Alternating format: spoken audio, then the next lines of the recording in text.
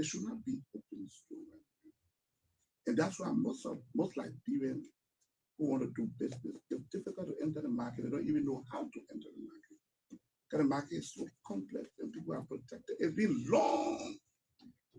And that's why we have to break it down.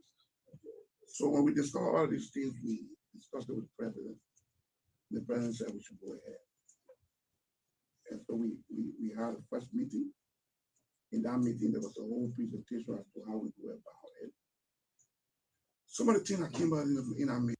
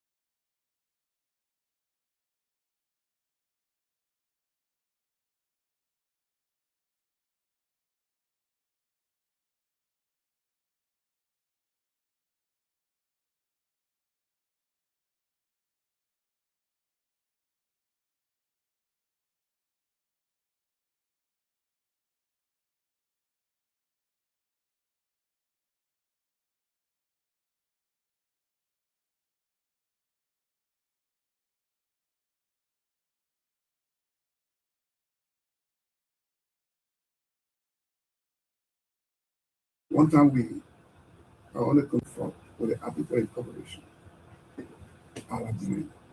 But that Liberian man who came to own our business, so that the man come to your office, the first thing you want to do is give food to eat first before you even start discussing. So people are fronting. Maybe somebody said, "No, Clarence, I want to do the business, but if it's there for Liberian, I'm going to put it in you. Every month I'll give you $250. I'll pay your 2 children's school fee. And maybe I'll rent in 1 layoff for you for $75. And so there are a lot of people. Some of the discussion we have was, if you take it to court, it's difficult because the document proves that Clarence owned the business. What can we do to stop this? So we intend to go one step. We'll use the Liberian Business Registry. We'll use the Liberian Business Association. We'll work with them, work with LRA, immigration, and a whole team of people. What we intend to introduce is, if any Liberian claim to own some of these businesses, these particular businesses, you should be the authorizing signature to the account of that business. I know we intend to speak to the Trial Judges Association to see why it looks there or not. We intend to speak to the Bar Association to see why it looks like. But we have to do these things. We have to find some practical, almost sense. Does that apply to the examples you were giving about Coca-Cola factory and the Aruna? Does that apply to these people? Sure. Are these companies in Liberian's names? No. So what I'm saying, the Coca-Cola factory is owned by foreign business. I know. Perfect. They can do that. But when they produce Coca-Cola, I know you're talking about the distributors. I'm saying, does that apply to them? These companies are in Liberian's names? So these companies are all distributors of Coca-Cola factory. So we haven't verified them, but I know most of the businesses are our Indian friends and brothers who own them. Correct. So we'll be making the factory themselves to say, this is our law. If you are supplying a foreign national to do distribution in Nigeria, you are already breaking it. And so the president, we need a political will, which the president has given, and that's why I'm leading the charge to make sure we can get this done. I was telling sure if we can get this done, we can get over 10,000 people. Even our friends in the diaspora who always come here. Most of them come around. Look, I went to one diaspora forum. It was about what they can do here. I was telling them about some businesses can get themselves involved with here. And if this can open, I mean, somebody say, well, I don't have money to do this. That's not true. There are Liberians out there that got money. There are Liberians in country that got money. What is happening is the environment is not friendly to them. And because we haven't been enforcing this law, which is a good law on the board, that's why we are facing this problem. If we can enforce the law on these few items and succeed on it, then we can start to add up. Take for instance, rock crusher. The rock crusher business you see most of our foreign friends in it. These are businesses that Liberians should be involved. You know what I mean? If planning out the rock crusher somewhere is going to supply the construction of the road from ELBC Junction to Ralphie. You know what you're talking about? You know how many trucks load of rock? You'll be supplying, even making $2-3 on a kilometer of rock. I mean, you people. And so we have to make sure our people are involved with these things to make sure they can be okay. Mr. Vice President, that's a very great one. The challenges are already visible. And you talk about taking some pragmatic steps. I want to know how soon will Liberians now start to see the enforcement of these existing laws? The first proposal is within 10 days. I mean, we're calling them to negotiate. Well, our proposal to them is no, within 10 days. They are breaking out. And in 10 days, you should correct them. If you can't correct them, there will be action taken against you.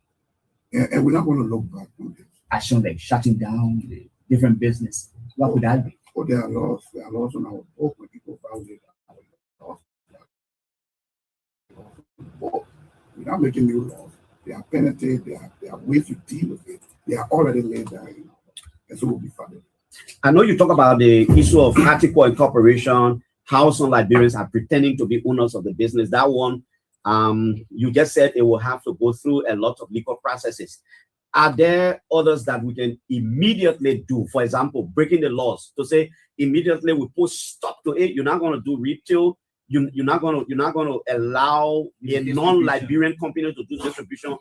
We can close this one while we're trying to work with the Law Reform Commission and the other people to put the other things in perspective. So because of the law, if we went to court today, we say, no, we don't believe Clara own this business. Clara cannot own this business. And Clara look like this. Look at where Clara live. Look at how Clara children look like. The court will not support you because Clara can choose to live the way you want to live. Clara can choose to have money and don't eat a day and eat one time a day or eat 2 times every week. So what we are doing is to put some common sense. We will be saying to register your business. Clara, who owns this business, must be the authorizing signatory to the account. And so if Clara is the authorizing signatory to the account, to the extent that this foreign person will ask Clara to raise put all his money in his name and he can move money at any time from the account, they both of them are okay, they can continue that. But it will be risky for a lot of people to do it. And so they will get out. Dama, you want to come in? Yes, definitely. Honorable Vice So I want us to spend a lot of time on this business issue. I agree because it also plays a pivotal role in Yeah. why we have massive unemployment in our country. Honorable Vice President, you mentioned 16 to 17 businesses that are reserved for Liberians as one of the problems. But there's also been fair criticism that access to loans, especially for startups and Liberian businesses, whether coming from government programs or from private banks, they're not readily available for Liberians. When your committee carried out its investigation, was that one of the problems as well? Is it a legitimate problem? Yes, some of the recommendations we made to the president, which the president seriously looking at considering, is to put some money in the bank so that Liberians can credit maybe an interest-free or a very low interest. Look, as a state, if you went to credit from the bank as a business person, I know it. The first thing somebody tell you 12 to 14%. That is the percentage on the loan. But when the people doing the paperwork, you got to find a small thing. The small thing you find, maybe the thing going up to 16%. Then they will tell you to do insurance. You have to assess your property. The property you're assessing, the person will have to assess it. They got special people who assess.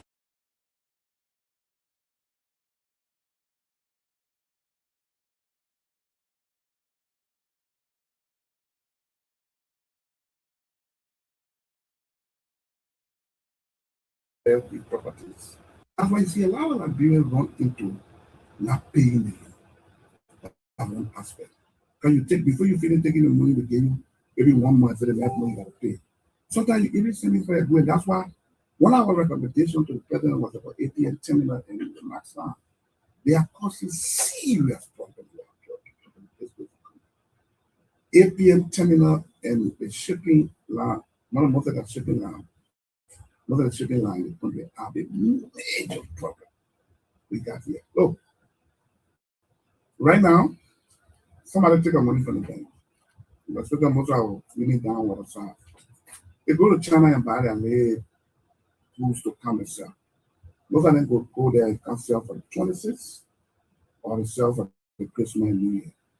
So you'll see that around March, February, March, all of them in China. You're going to get prepared for July market.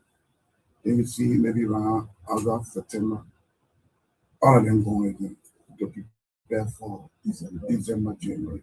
Because it takes 45 days to 60 days for it continue to leave China to Liberia. Right now, Max Line, because of the normal continuous coming to Liberia, they move all the items coming to Liberia to Abidjan or St. Petro.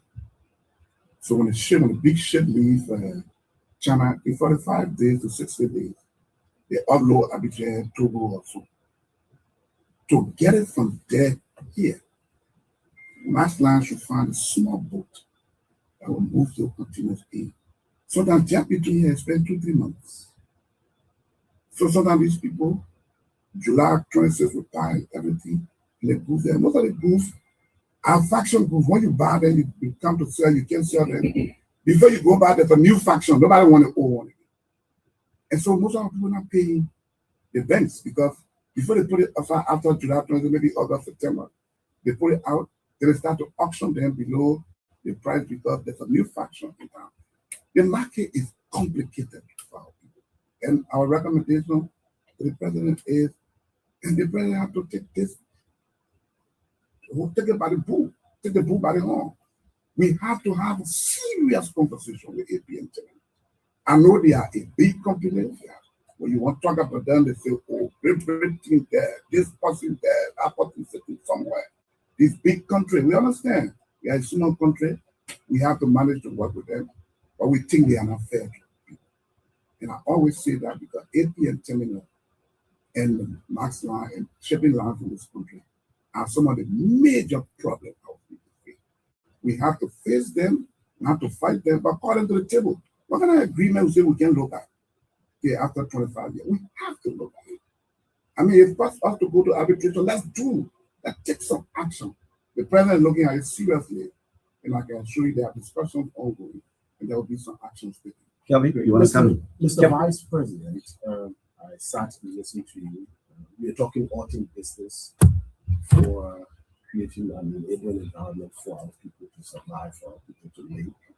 I heard you speak about fronting. I know that I've had conversations with even some of our foreign friends who have said trust and credibility is an issue to take my business as an Indian, give it to Clarence Jackson. I tell them they really want to do so. And if credibility is an issue, this could drain the economy of our country. It could affect employment. And they are called, quote unquote, the superstructure. They have a way of fighting back. They have a way that they monopolize, manipulate the system to fight back. That's one. The other issue is his very long running businesses, business owners that then cry about the tariff at the ports. This has been a long trending and running conversation. What is the government doing about that? Every time it's just talking and talking and talking, and absolutely nothing is happening. People rather go to nearby countries like Guinea, for instance, to buy a car than drive it through our border points. What is the conversation about? So, like I said, in December, we made a report, and there are a lot of suggestions in that report. I mean, the report to the president, and I will share with you.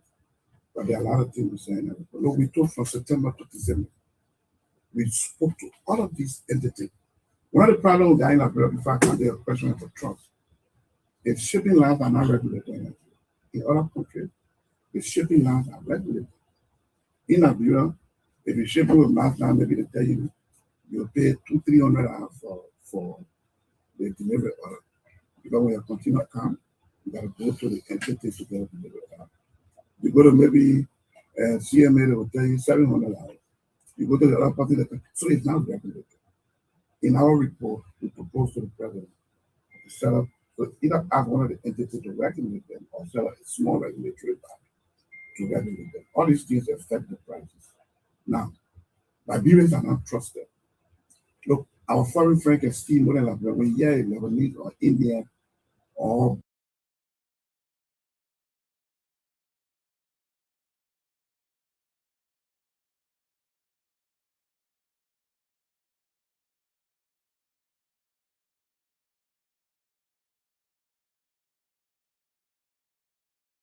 British men steal, it's not a joke. A Liberian person is working with them. And that person stole maybe $2,000-3,000. If they took that person to court, most times you hear us say, all the money you're making here, at 3,000 billion, they won't get them into court, then you see the pressure start to come to bear. But if a foreign person steals 100,000, they prosecute them, and nobody say, hey, all the money you're making.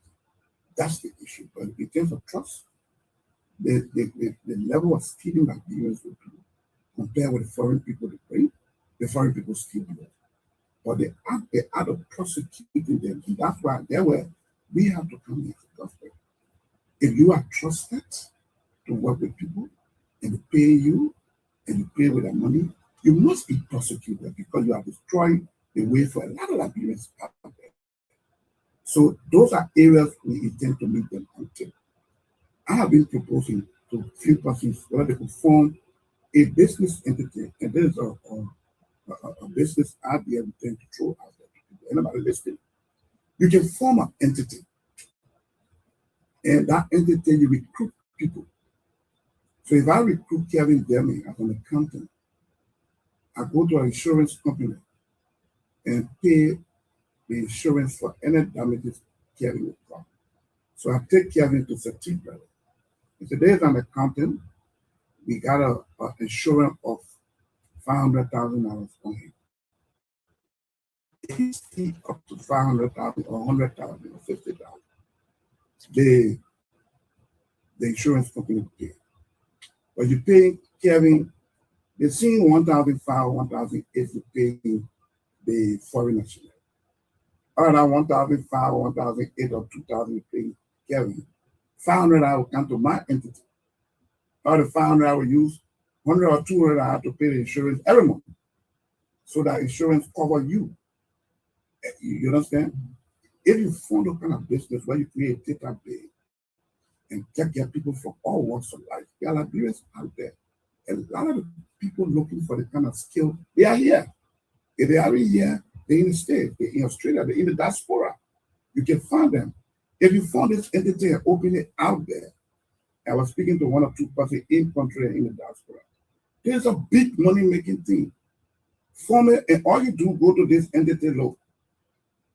You got an accountant here who is a foreign person. You got a sales manager here who is a foreign person. On our law, this person should not be.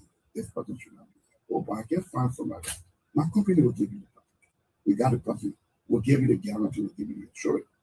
We got insurance covering this person. Before you vet these people too, you check their background. The country is small. We know one another. We'll follow you. Who this person, where he been working before? What's his attitude? Is he a criminal? Has he been involved with anything of such? As much as anybody can change in the future. But with all this background, looking for some insurance and other things, you can have an entity in this country that will start sending people. All around you have huge employment, and all the percentage you're getting, trust me, will be some huge amount you will be. I can't do it now because I ain't there. Mr. Vice President, Emmanuel, you are coming shortly. Now, you've been meeting these different business people a lot. As Kelvin was asking, there are just some things that we keep talking about in the country. That's not moving. Government come, government go. We're repeating the same thing. We're talking the same thing over and over. One of it is the issue about bank loan that you just talk about, the interest rate versus the payment time. Are you thinking? I'm asking personally because you are a businessman and also a politician, so you understand most of these things. What would you advise the president in the context of loan for Liberian-owned businesses? I've always said, look, everybody can stay online, go to the executive mansion and tell the president to divide the money in the country. Can the government put some very good money somewhere, either at the central bank, working with Ministry of Commerce and other people, so that Liberian businesses can go there and take monies with a low interest rate, long payment time? And what are we thinking about? Is there any law that talks about 100% retailer right exclusively for Liberians? I don't think we are there with that yet. And that's why, before you add all of these things, the first small one again, you take control of it. If you cannot secure this small one, and you start to add other things, that's making law in one way. The first thing we're trying to do is to take seeds of these few businesses that is ourselves. Once you take seeds of them, then you get to the legislature. We've been having some legislators in the room. I mean, Amara been in the room. We all been having discussion, you know. I've been in the Senate and the House, so I got friends there, and we've been talking to them. So once we get these first ones under control, and I can tell you, Clarence, what has been lacking is the political. The president asked me to get involved. I will execute to the core. Unless the president called me back, nobody can stop me. If you're my friend, we'll be laughing, we're having a discussion, you will do the right thing. And it's even cheaper for them if they work with you.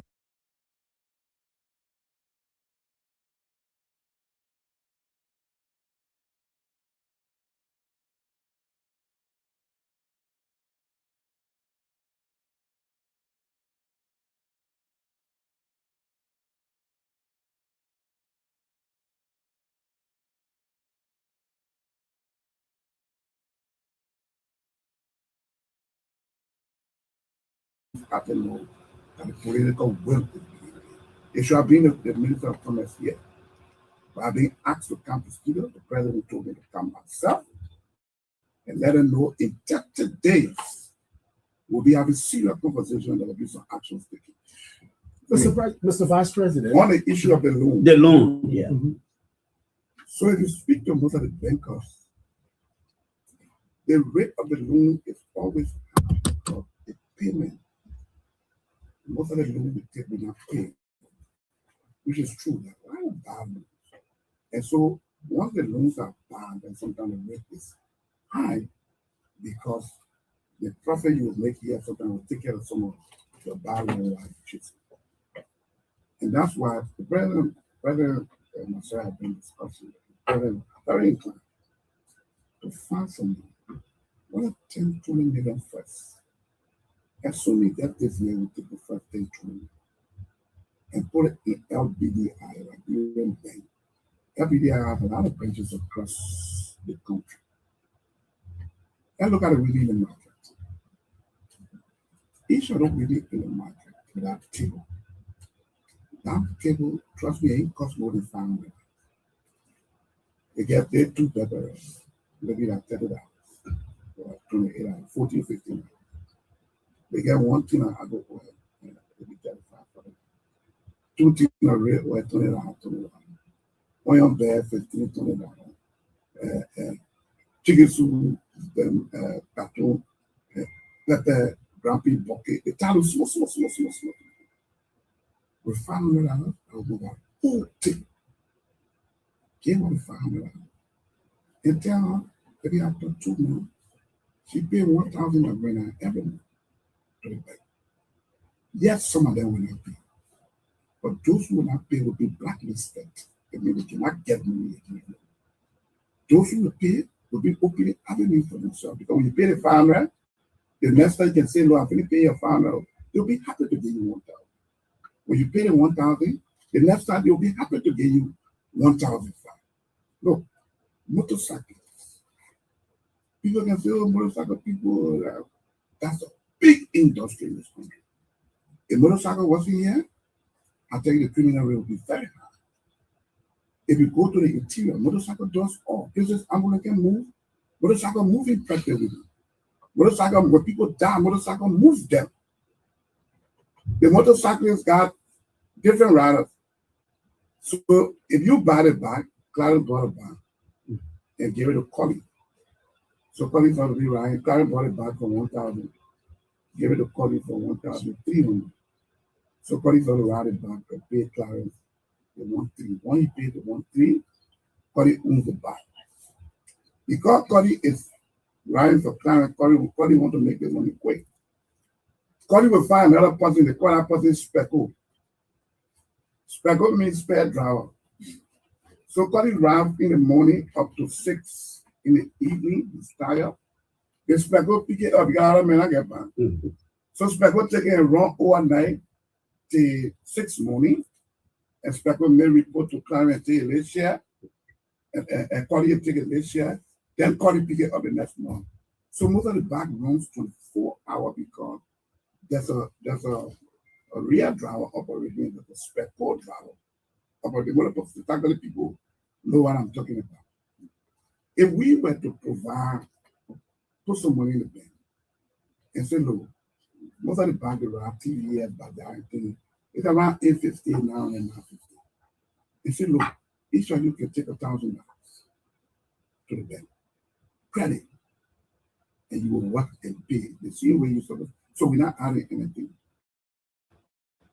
Most of the guys will own, and people can own, some people own bags, they got 2-3 houses. I know people who own bags, that from bags they open store today. It depends how serious you are. Besides, some of the people who got their late stores, if you get someone at 10, 15,000, we need to make that decision as a government. If you depend on these foreign banks and other people to say they will get our people loan, trust me, our people will not grow. And so we have to put into place some alternative, take some money, whether that's 10, 20 million, take from the budget and put it in an account and make sure that Liberians go for it. This informal sector, there are a lot of people in the informal sector. We have to help them there while we're trying to create a bigger job, which takes time. And that would lead me to electricity. Some of the problems we got in this country, the biggest of all, I believe, and anybody can say it today, is electricity. Mr. Vice President, I will let Emmanuel come in. We wanted to treat it as a discussion. Yes, Yes, yes, it's a whole yes, discussion. yes, Yeah. We will transition to other areas. So I wanted to know, in essence, Mr. Vice President, who is benefiting more for doing businesses in Liberia, and how does the climate look like for Liberian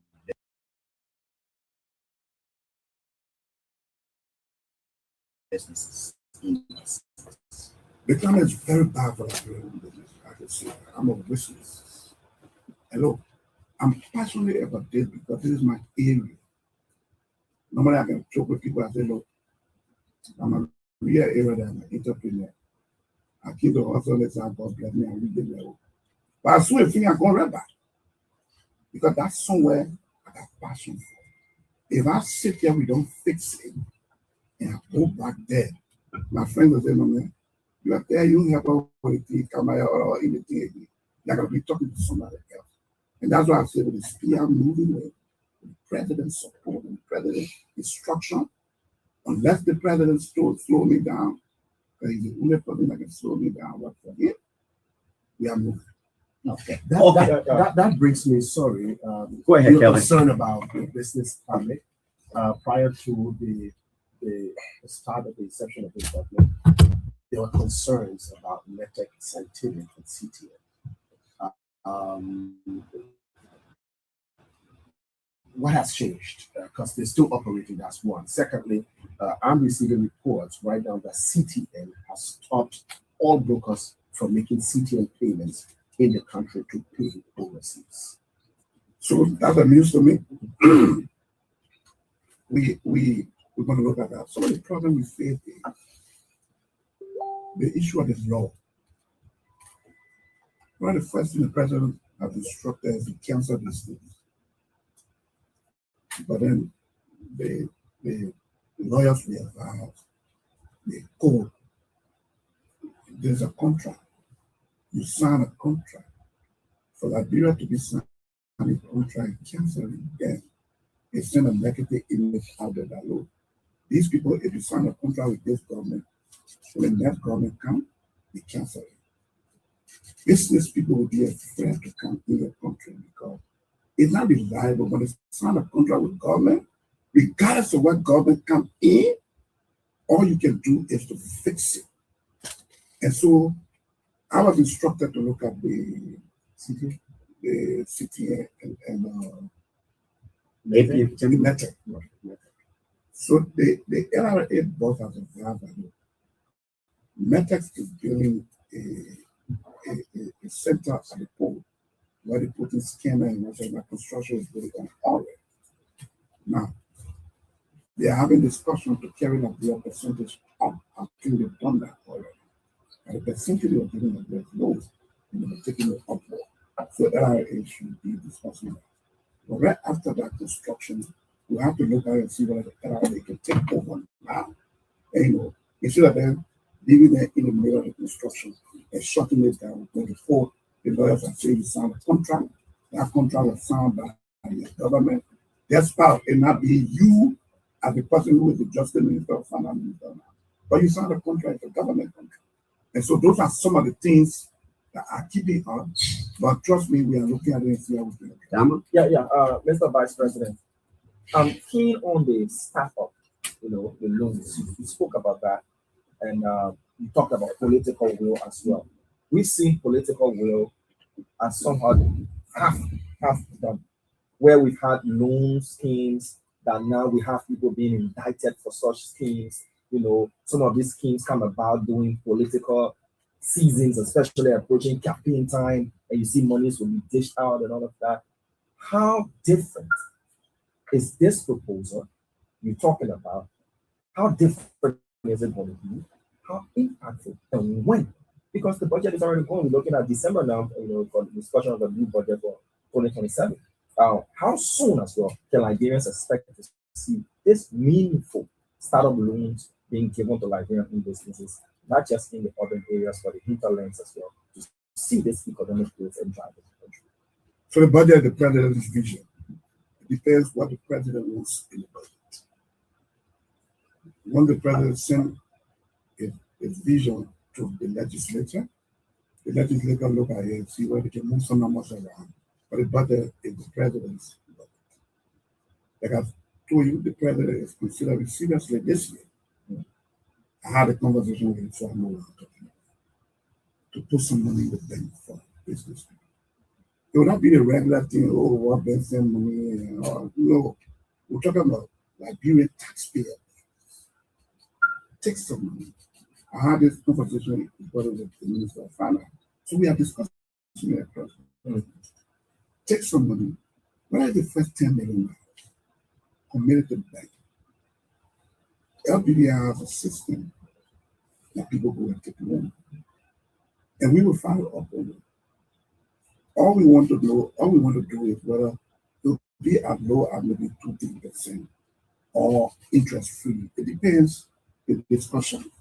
And when that happens, when you got a bank as a business person to apply, one thing we intend to do that discussions are going on is to advocate the whole country.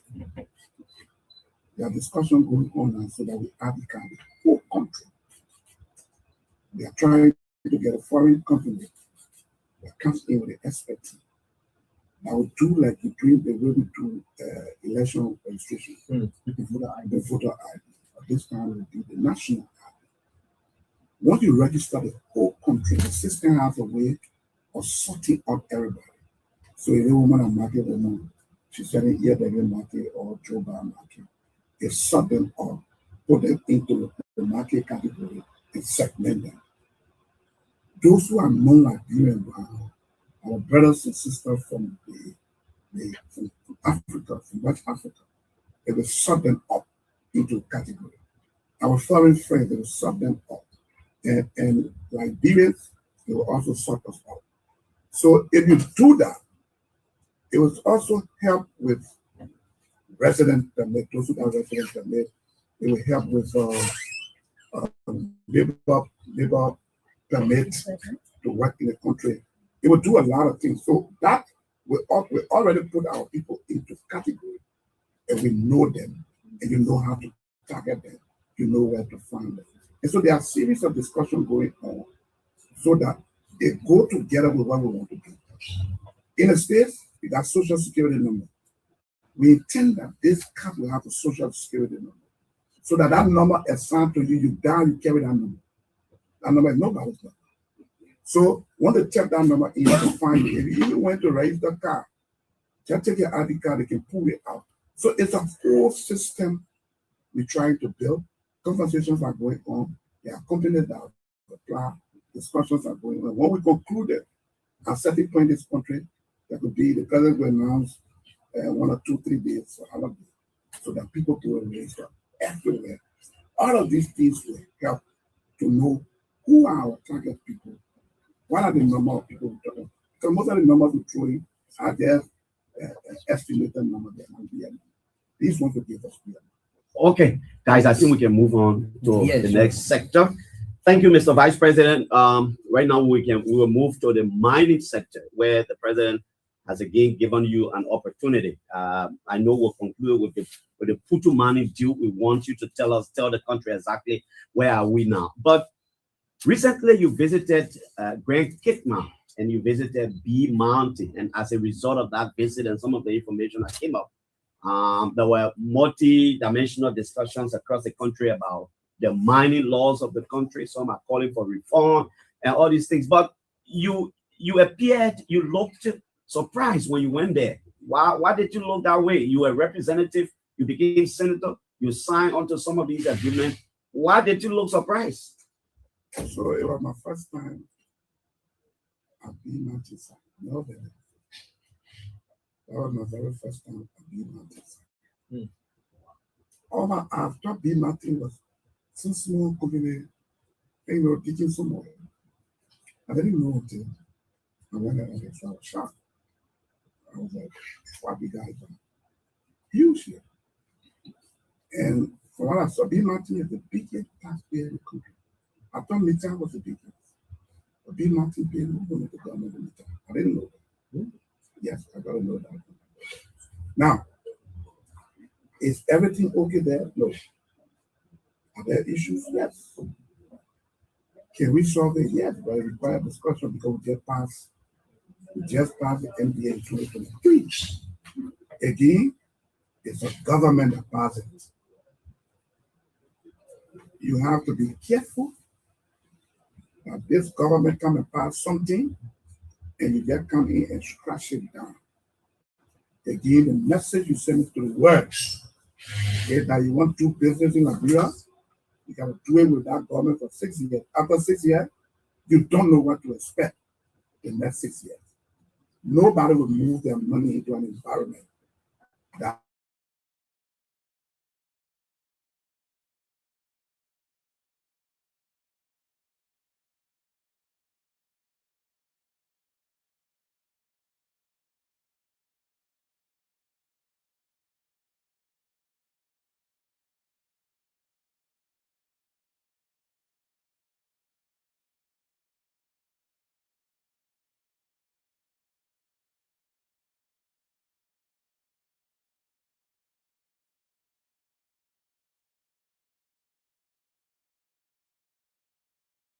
not everything I can say. Something I can say on stage what they have to do.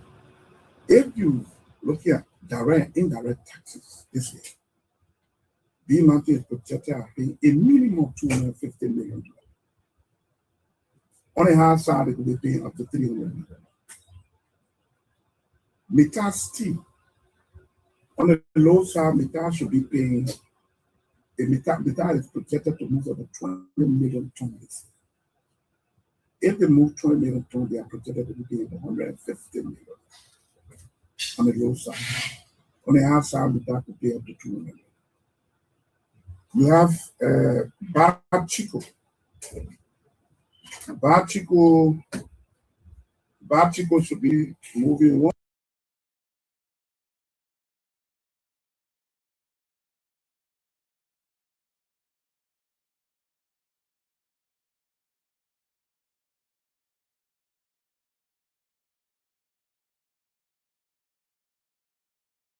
million tons of oil this year, 2.5 million tons of oil this year. And direct, indirect taxes should be about 2.5 million. Now, if you put the mining sector together, on the low side for the mining sector, we should be getting about 485 million this year. On the high side, we should be getting about 585 million. That leads me to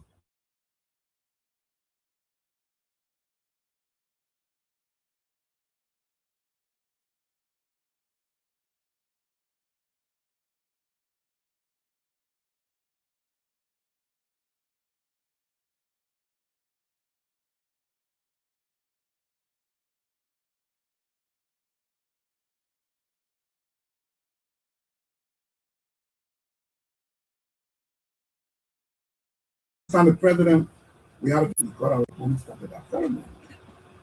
And so we came back. Now, if we don't solve electricity problem, everything we'll be doing in Liberia, regardless of which government, will be window dressing. Electricity is a major problem for which this country will never grow unless we touch electricity. Electricity is everything. Look, without electricity, the hospital will not work. Regardless of how much go buy the MRI, bring the hemoglobin machine, the dialysis machine, and anything you bring in the country, ain't no way anything can come. When it comes one time, boom, boom, boom, the third time it blow acid up in it. Something will spoil. A machine you invest the millions of dollars in, you have to do it. Sometimes somebody is on the table, they doing surgery, that person on oxygen. And everything that went up because it costs people life in this country. The health sector will not work, regardless of how much money you put in it, if electricity is not taken care of. Agriculture will not work. Because if our mothers, so that you go on the map back there, you see the people growing all the way to the green, but I saw pepper and tea. That woman grew that potato green for 1-2 months. Water in everything. And cut the green, put in the pitch lapa and put in the taxi and bring it to Greenland. Our people go in the market in the morning, they want to buy fresh green. So they buy the fresh one. But afternoon time, 2-3 o'clock, the sun will come out the green, get fooded. The next morning, nobody want to buy it. 2-3 days, get rid of the throw away. And then she get discouraged all the time. I spend in the swamp. And, you know, are they even getting anything for the thing? I'm not going to do any political thing again. I will be passing around asking the people to help me with better. It's better than to waste my energy here. If you have electricity here stable, very cheap, any of you can choose to build a cold room to a temperature where you can store vegetables. You get a little picker, you get a little small truck, and just put your number up. Anybody who drove a little green, when they're ready to harvest, they call you. Call you or client, I get a little green, I get almost 1 kilo, 10 kilo or 1 ton of little green. You go there, they harvest all, you buy it, put it in your truck, you pay, then come and put it in the stores. Okra, pepper. And even the plum is green now. Right now, plum is wasting. So you see the whole bucket, $100. Right after this season, 1 month from now, one plum you can sell that same bucket you bought $100. For 10 hours, you will be happy to that. But because there's no storage, there's no electricity, this thing gets destroyed. Clarence, your teacher, they pay you maybe $250. $150 US with 15,000 heads. You live somewhere around SKB Boulevard. Your wife got to go to market, either Oro or ELBC market or Raleigh. If you got a motorbike, maybe you'll be 200 LB to go, 200 LB to come. 200 LB, actually we have 200, don't really want it, but actually we have 200. It means $1 to go, $1 to come. A teacher, your wife have to go to the market every day for 30 days in a month. So she spend $1 in the morning, she go, she come, she cook. The food you eat in the morning, the trainer want me soon, they will wait down, and she go back. So you realize your wife is spending about $60. Some distances I'm sure you pay 100 every to go, 100 to come. You pay $30 for only transportation to go in the market. If electricity was stable, you buy a little small freezer, $250, $300, maybe take it from the LPA store, and you pay $25. The wife can go in the market one time. Buy potato cream, palm butter, cassava, all she bring it, she package it, buy chicken feet, cartoon, and thing, and she pack it, bring it, and put it in the freezer. Every day, if she won't cook every day, she just take one Saturday and Sunday, she cook 2 days and put all the soup in the rubber pan and put it in the bag. When you come from work, you get a small microwave, got some soup, put small red, make it hot. You eat some, you tire, they have ready, put it back. The next day, you can't tell I see red, just put it in the microwave. It cut down very expensive.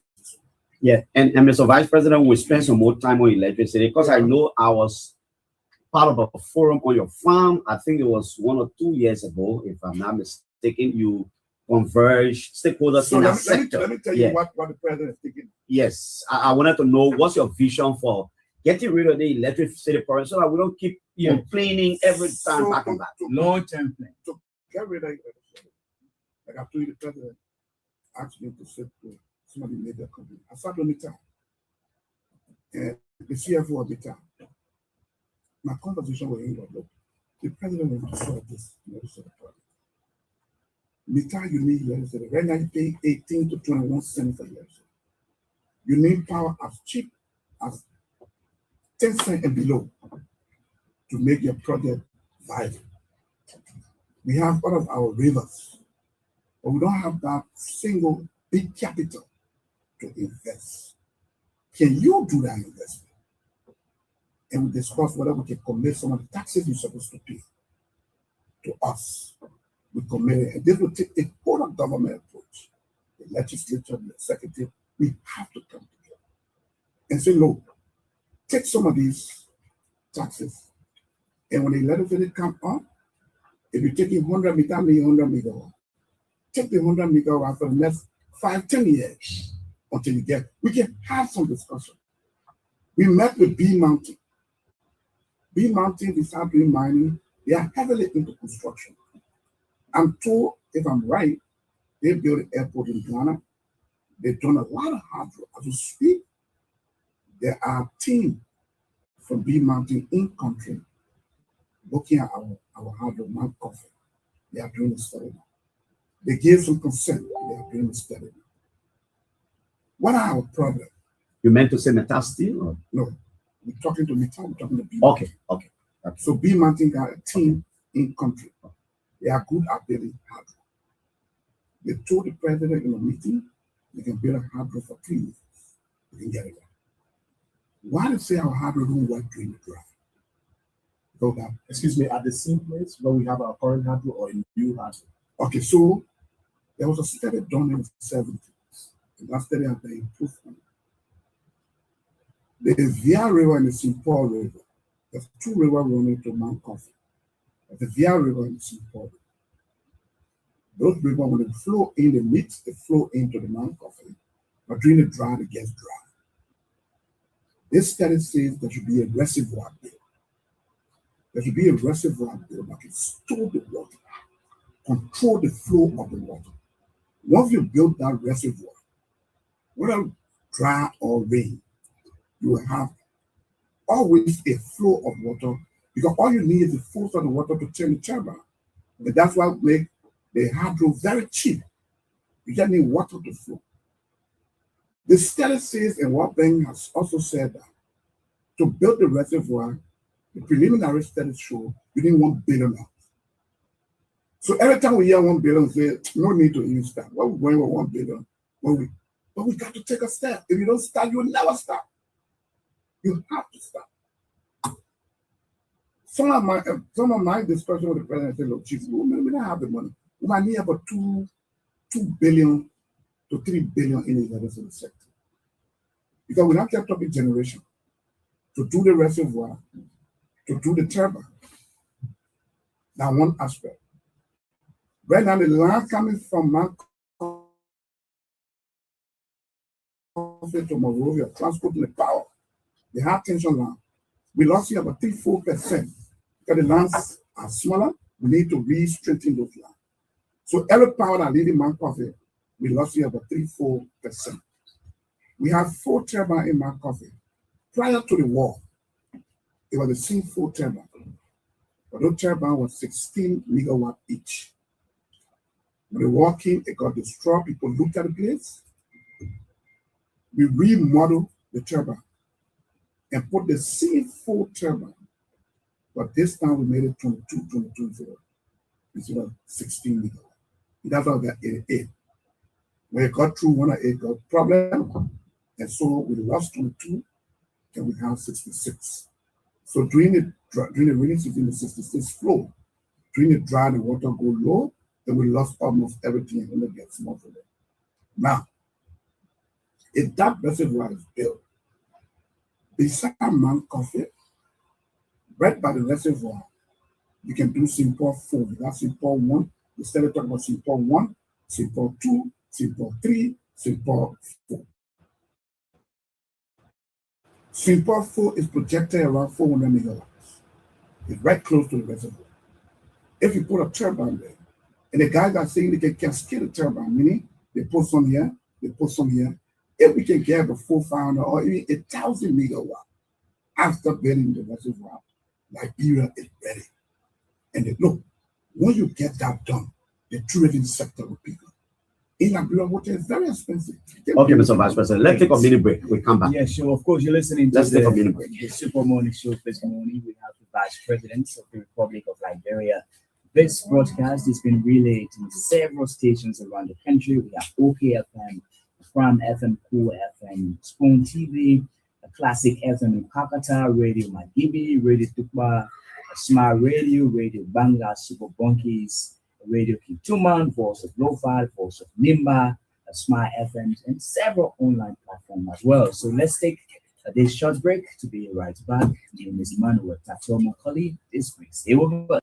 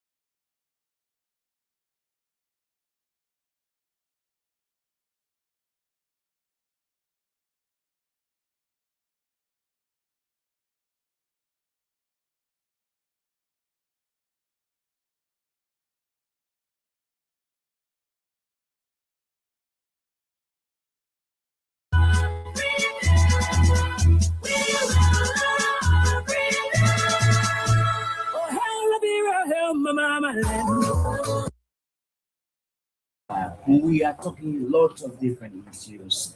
And usually we start the conversation with the business environment. How does the climate look like for Liberian businesses? And the Vice President has said, with the permission of the President, he's upbeat, he's ready to lead a robust campaign to ensure that the business environment is favorable for Liberian businesses. And I mean, we also transition, we talk about money, we enter on with the electricity, and we took that break. Yeah, thank you. Is here, and of course, Damo and Clarence, we are heading this broadcast. Thank you. I think Damo is coming in. But before Damo comes in, Mr. Vice President, when I was asking about Bee Mountain, it was just something to stir you up, but I was driving at a discussion.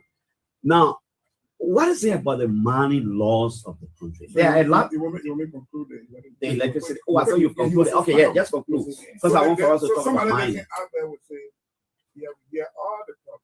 We hear how you get it. We had a meeting with the executive of BMAX and the president chair. And like I said, this would be a whole of government approach. Mm-hmm. if B Mountain should be giving us 250 to 300 million a year, is it possible to compare B Mountain to take that money? LRA will work with you. It shouldn't come in budget. Maybe we'll just go through the consolidated back, or we have some conversation. If you keep 250 million on the low side for 3 years, that's 750 million.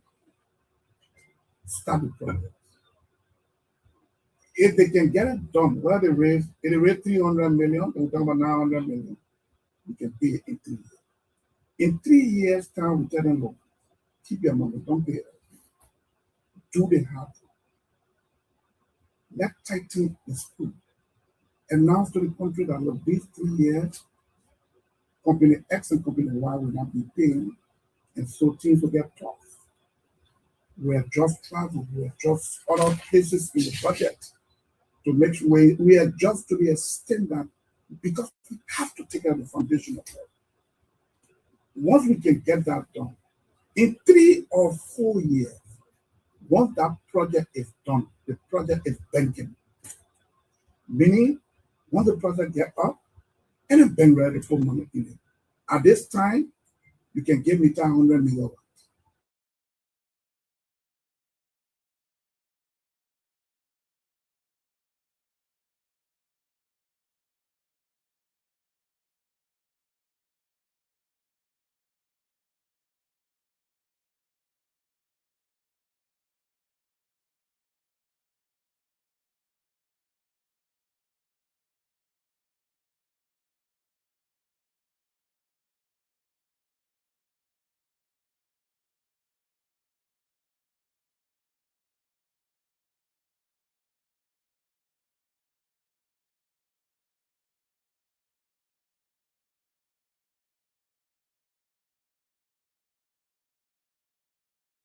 And so things will get tough.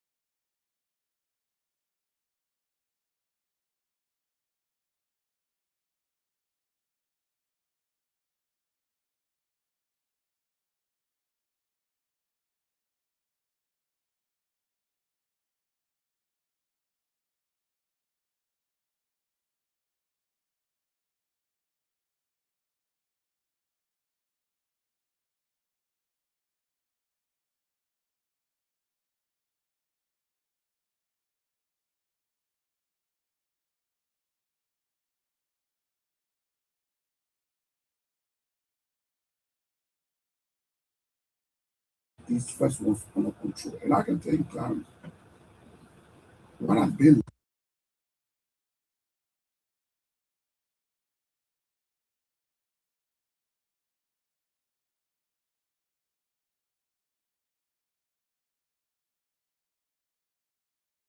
today thinking, all of us leaders, all of us, and because of today's thinking, the country is what it is. We have to think beyond us. And that's why it will tie some money in the budget. And you say the mining sector, look, President Biden said he ran a budget of 600 million. The country didn't budget. They started with 80 million, the country didn't budget. We are 1.2 billion. We can commit the mining sector. The financial people do the detail. But we have to take a bold and strong. Because if you go to World Bank and all these people want the credit, they will want sovereignty, guarantee, and all these things. Look, the people already moving, the resources for the country, they know they got it on the ground, the studies are done, they know they are here for the next 10, 15 years, Mita here for the next 100 years. All our down, Mita will be here. Let's put the investment now so that we save ourselves in the future. Okay. Mr. Vice President, I listened to you on the energy sector. That's one of the committees the president trusted you with, the ELBC committee, met with stakeholders and the rest. But you're talking long-term and sustainable term as well. You mentioned Ghana and where we are and our thinking. That's big. but Liberians are concerned about the intermediary solutions until we get to the bigger one. What are we looking at in terms of renewables? What are we looking in terms of what we're getting from the West African power pool and the rest? What are we doing to stabilize the bleed until we can have a final solution for ourselves? So that is already ongoing. But it's not enough. No, power is life. The geopolitics can spin at any time. Right now, we're getting power from Cote d'Ivoire, we're getting power from Guinea. Guinea, that they have 300 megawatts. I think the last 1, 2 years. Guinea, that they. The reason why Guinea giving up power is because I think their infrastructure to transport power and things. So they're giving up some from that. But Guinea, they're poor fly across the border. Why they got to cut the current? What happens? Assuming we in Cote d'Ivoire, there's an issue, we take a vote at the UN Security Council or so, and Cote d'Ivoire is not happy and they cut us out. Your power cannot be dependent on other countries. You have to make a decision as a government, and that's why the president is taking this country. We will make the president is making a very strong decision. Yes, things will get tough at a certain point, but when we cross that bridge, the country will pick up and will never go back. HFO is another place we're looking. We're talking to people to come and do the HFO. The HFO is a big generator you see around the Freeport area there. Where we got there used to be 38 megawatts. But because the machine has stayed so long, right now we're getting something like 18, 20 megawatts. The space is enough to take about 150 megawatts. We're trying to see whether we can get engines. Discussions are far ongoing. ELBC and Samsung, memorandum of understanding, and discussions are going on with the agreement to do 150 megawatt at usual hour. That is expensive because you got to use the heavy fuel, and sometimes you use the real fuel, and so you got to set it up. That is the first one we need to do to keep the place stable while we're looking at the hardware. The studies show that to set up 150 megawatt plant, the guys are saying it will take them 2 years, and the hardware will take 3 years. So they tell you everything will take time. There's not a quick fix here. The LEC manager is checking around on the market because this engine, when you put in for them, sometimes it takes 1 year to build it. And so unless you lock it that somebody put in for them, and the person not using it for some reason, or somebody got rid of what they put in for, and you get the engine, and then you bring it in. So they're checking out to see where they can find some 50, 60 megawatt, bring it in country, immediately install it, to see how we can mitigate the coming drought season, because this one almost to mitigate the problem this coming drought season. But we have to go with 2 years and the 3 years. We have to take a decision to invest $2-3 billion into electricity. We've got to commit to do that. Look, to generate the power, I want to. To transport the power is another thing, that transmission. Our transmission system is very weak too. It requires huge investment. The substation, ELW, not ELW, ELW, right? Yeah, Joba is one of our biggest substations. But I think Joba can take up to 20 or 30 megawatt. If you have 50 megawatt, you put in Joba, you can take it. You go to Rousey Highway, so we need to upgrade all of the substations so that when the power, so we need to do generation, transmission, and distribution. All these three sectors must be taken care of. When you do that, trust me, tourism will work, agriculture will work, health will work, every other thing. I'm going to want to do it. So you got to deal with the foundational issue so that when the structure is going up, then you don't have a problem. But if you don't deal with the foundation, every time the structure going, there's a crack in the foundation, we break the whole wall down and we restart. And that's why we've been on for the foundation. Just your fault. Honorable Vice President, you have laid it out. It sounds amazing. But my question is, if the weight is so heavy on the state, and this discussion has been ongoing for years upon years, why can't we have a PPP? Or why can't we just privatize a sector within the energy domain there, either the distribution the government can handle the generation. Why aren't we looking in that direction to make it effective, efficient, and it works for Liberians? So most of the big money was when somebody taking out $1-2 billion to bring in a country to invest. The first thing you need every guarantee. Somebody guarantee will be asking for the World Bank will not agree for it to. World Bank will tell you that you can't pass there, you can't go so, you can't count this out. And these are big international banks. If you tell them no, they pull out from your country, all the other entities around the world will run away from you. Because if you know, it happened here. When President we had took over 2018, the decision was we're not going to World Bank. World Bank can slow people down. We need to move. That's why we went for Eton and Iboma to see how we could do the road. 2019, they screw everywhere. We could not pay salary. So the whole country, the government can pay salary. We have to run back and say, World Bank, look, we're here. We thought we could make it, and so these things are set up to the extent that country like us is difficult to find. We are the small people down here, the big boys making the decision out there. We have to find our way. These people paying our taxes. Most of the money comes on the budget. So after the president myself talking about the chief.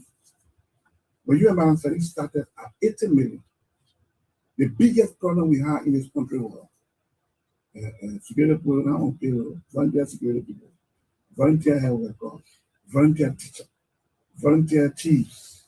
The problem we have. The budget went to 600 million. Volunteer teacher, volunteer security, volunteer health worker, and volunteer. The budget is at 1.2 billion. We just did a supplementary of 53 million. Most of the money are volunteer chiefs, are volunteer, so it will not finish. And because the environment is not okay for business and private sector because there's no electricity, so everybody wants to go to government. Every Liberian child growing or know that the only way you can ride a brand new car is to be in government. So you either representative, you either a minister or assistant minister, then you ride a brand new car. Other than that, there's less than 1% of the population that can really struggle to buy and sell a new car. So the country thinking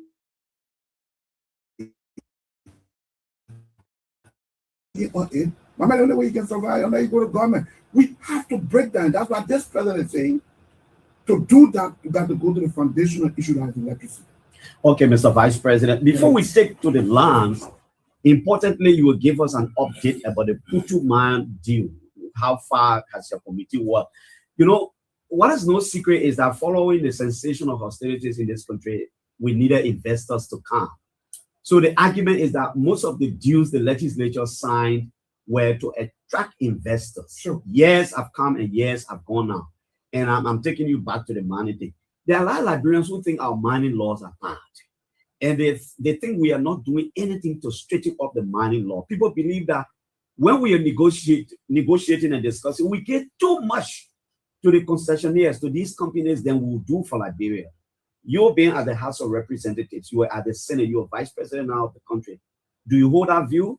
What can we change? So yes, Clarence, most of the deal we have after the war, no business person will bring money in. So the people can find it on the money. So the first thing the business maker is showing money. The insurance rate is very high.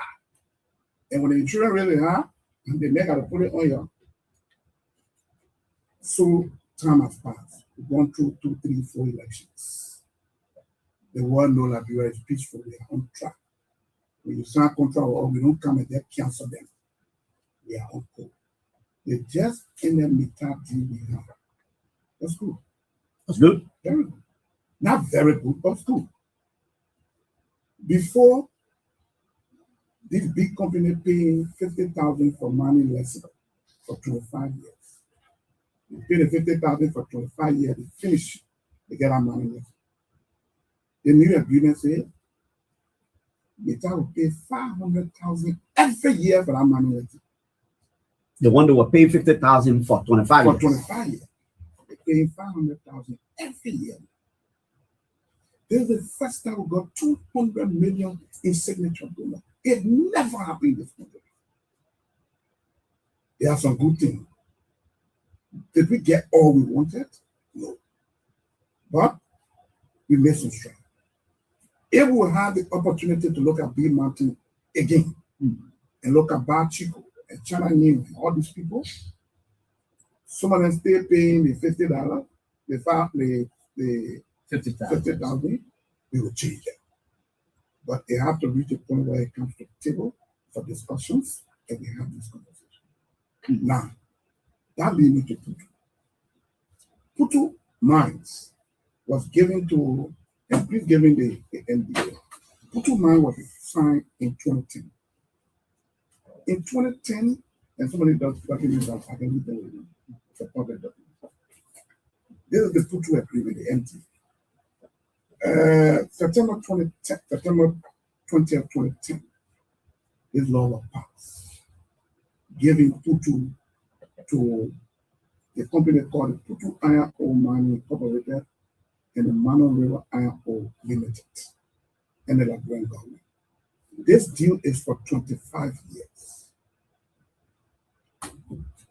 For somebody in the market out there listening to me, it means you get your horse, you lease your horse to someone for 25 years.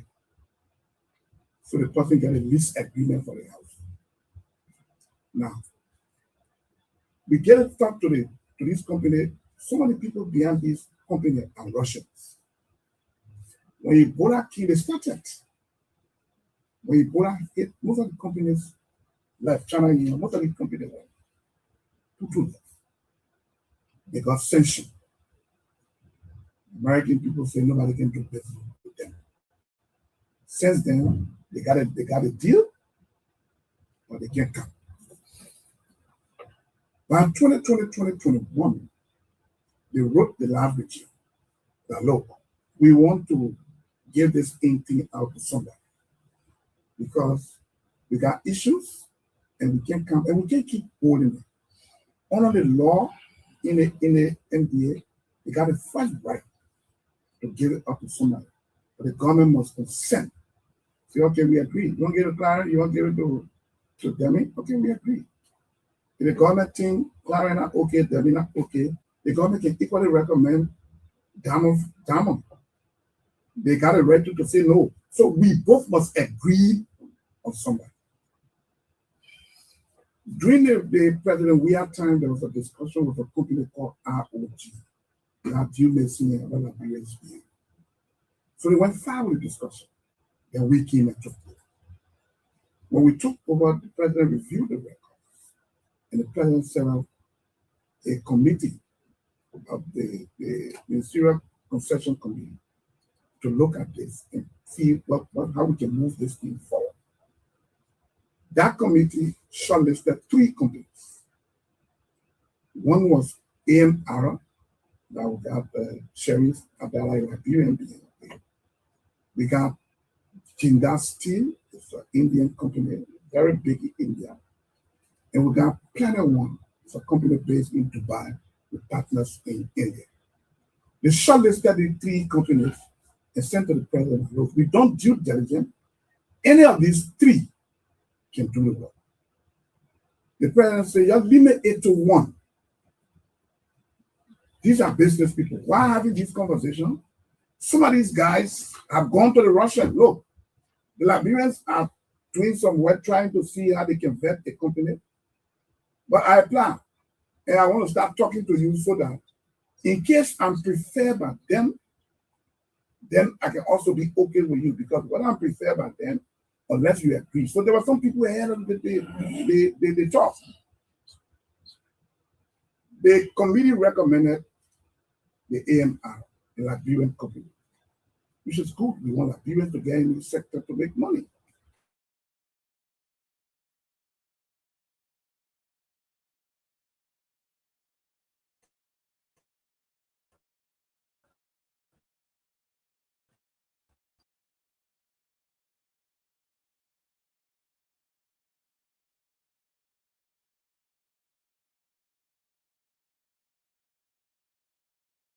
Wrote the Russians that look, we recommend every time the president had the community telling him, look, we uncoast. From December, January, February, March, 4 months ago, This year, nothing December happened. not last year. December, November, December last year. I got all the letters so I could give you some. I think November you were waiting or so. So 4 or 5 months gone, and the president keeps hearing, oh, we're almost there. So the president said, look, Mr. Vice President, he wrote me and said, look, get involved, get the community together. I'm hearing updates, but I think this thing is delaying too much. These are some of the bread and butter issues we're talking about. If this thing come up, it will have a lot of people employed, especially in the southeastern part of the country. When I got a communication, I convened a meeting immediately. I sent for AMR, look, we recommended you. How far you going with the discussion? Oh, we going far. Can you send me documentation to prove that you're going far with them and what the status? The NRC, how far are we? They gave me all the documentation. So my team and myself started to review it.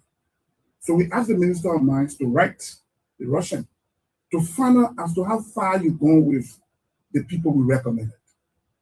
The Russian responded, now look, I will summarize it and I can share that communication with you. Okay. Now look, the people you recommended to all are the least. We gave them the data to look at the data. They haven't come back to us yet with the conclusion of the report from the data. We asked them for proof of fund. What proof you can get or that you got money to run this money? They haven't given us a written communication showing all the proof of funds so we can verify. If they conclude with the data process and give us a proof of fund, from that day, we will take about 6 months to 1 year to sign the sales agreement. That's one aspect. When the sales agreement is signed, the next thing will be to pay us. You cannot just pay us because you have to go to OFA. This entity set up in America that people who are sanctioned, how do you pay them? Because you cannot pay the Russians direct.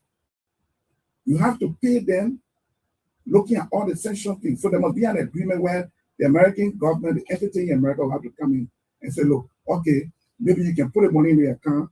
They will be there until they may leave from sanction. Some discussion. They say that one will also take another 6 months to 1 year. So it means your people here recommended they did the feeling with their study and give up proof of fund that they are not done for the last 4 or 5 months. Then we'll start. It will take 1 year or 2 years. When that letter came, we sent it to AMR, Sheridan. You say you're going well with these people. Can you respond to this letter? They gave her another response. We had a communication to send it to the Russian. But you told our people the least, but our people say this, and this. One of the things that flagged in the communication center, AMR said they had an agreement, a memorandum of agreement with the government of Liberia. So we sent all the documents. The Russian responded. We want you to know to summarize it. This mountain is in our possession. We got a lesson for it until our time expires. If you sign any agreement with anybody, we are not part of it and we are not party to it. We want to make it clear in this communication. And we keep telling you, the people we are recommending to you, look at them. These people will waste your time and you're going nowhere with this now. Paraphrasing.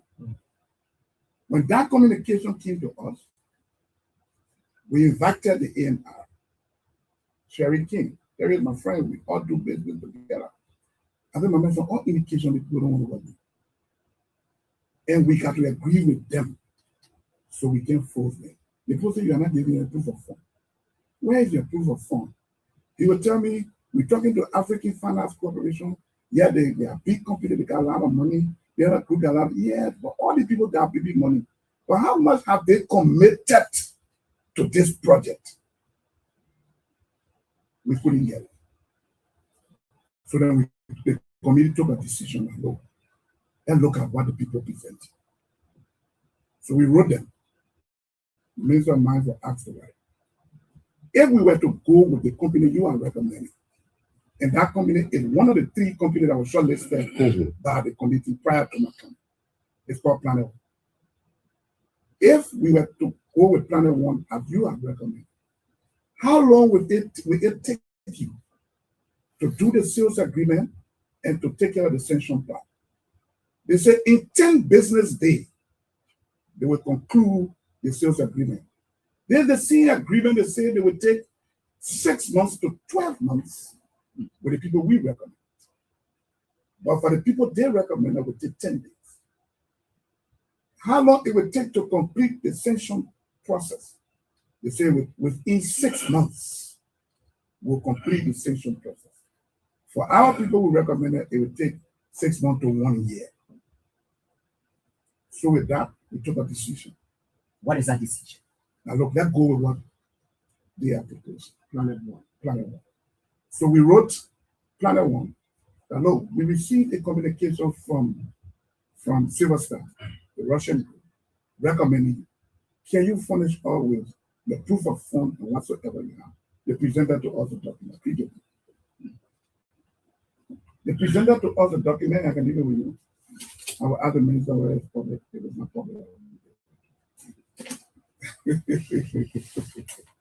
They presented to us a documentation, and this documentation is a whole document proving to us the proof of funds, which banks, all the banks are listed here, the amount of money and whatsoever.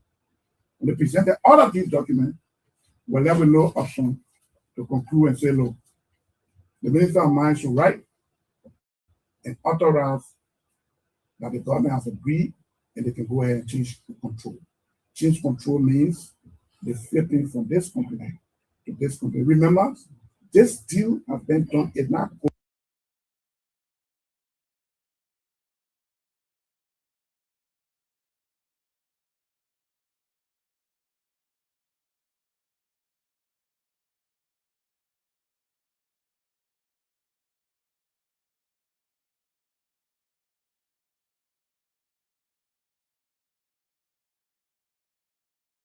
Moving back to the legislature. Philly, you had a conversation with your partner, you said, Abdallah Sherry. Were you convinced that he could meet up to the task? Did they convince the government? Because it's one thing. I know you don't want to put him on but can you say this to the public? So me as a president, there's my whole opinion. He didn't convince me. He didn't convince. Yes. And I believe they didn't convince the committee further. Because every committee member signed and said, oh, our guy delayed and let go of what people present. So the committee took a decision. Mr. Vice President, we'll pass to go to the phone lines, but I Yes. just want to throw in this question quickly. I just got back from Tutu about 3 days ago. Went on a site visit, just to get a clearer understanding. Because when we went to D-Monte, I could see your face, when you were told in as much gold they take from year. Tutu, the place is devastated with poverty. That's a fact. The community there, Tiamanstown, they don't even have a clinic. They don't have a school, and they sit on billions of dollars. There's been this conversation that we've been settling for less. And you are now at the helm of this. Yes, it's not going back to the legislature, but what are you going to do differently as head of this committee to make sure that those who sit on these deposits will benefit as compared to what we've been seeing? That's the trending line. So the first thing I want to establish is we are not having new discussions. There is already a deal signed for 25 years from 2010. This deal got time to review. Unless the time for review comes, then the executive will review and send to the legislature. As it stands, the deal remains as is. We're not crossing no T, we're not dotting no I. All we're doing is the Russian, because they are sanctioned and things, they cannot run this mine. We can't keep it here like this. Our people in the Southeast need to get job too. And so they are finding a different company to say, hey, you got your house, I got my house, listen to you. You leave the house for 2 years. You spend 6 months, you won't move. And in the lease agreement, it says You can lease it to Kevin, but you can only lease it to Kevin for that balance 1 year and 6 months. You can't lease it more than, so any business they're doing now, it will be from 2010, 25 years, minus the years. So we're talking maybe 9 years balance they are giving to these people. Now, they should be paying the government a bill of $40 million or thereabout, plus or minus, for a cumulative social development fund and taxes. They should have been paid to government. I am too. About 75% of our money is going to the affected community. That's Grand G there, that's River G, and that's Sign.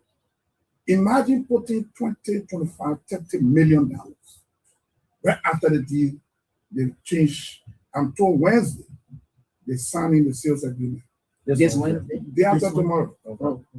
In fact, they wrote the minister because to sign our sales agreement, you must pay $10,000 for the invoice into US dollars. Sorry.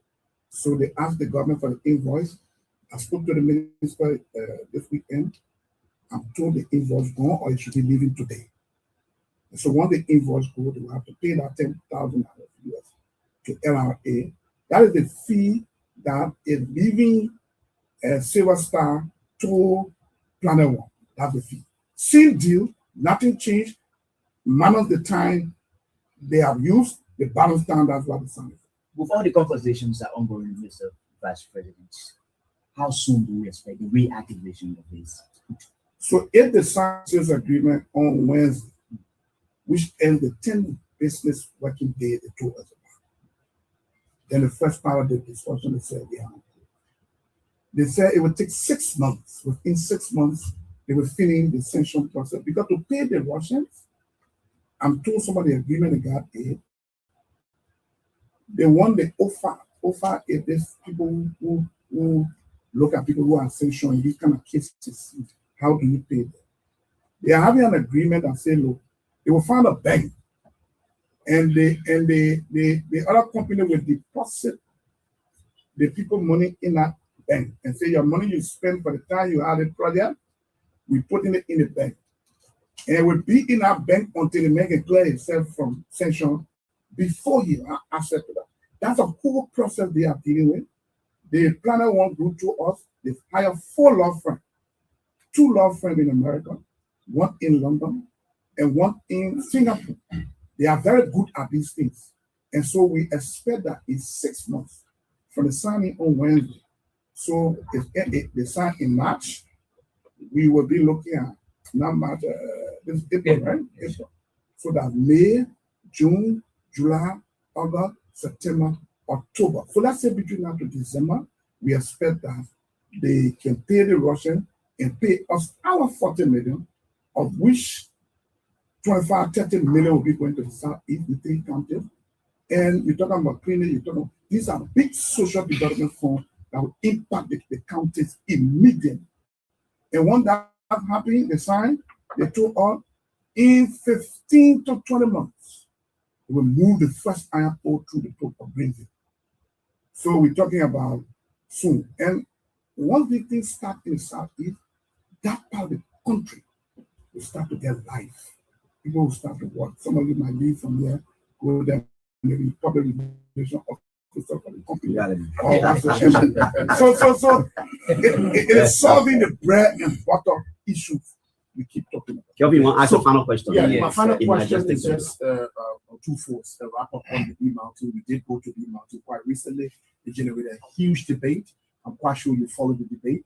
You talk about what you saw. I'm not so sure you were able to zero in on what you found or what displeased you, Mr. Vice President, and then we can go into the yellow machine thing, the status of the whole yellow machine conversation.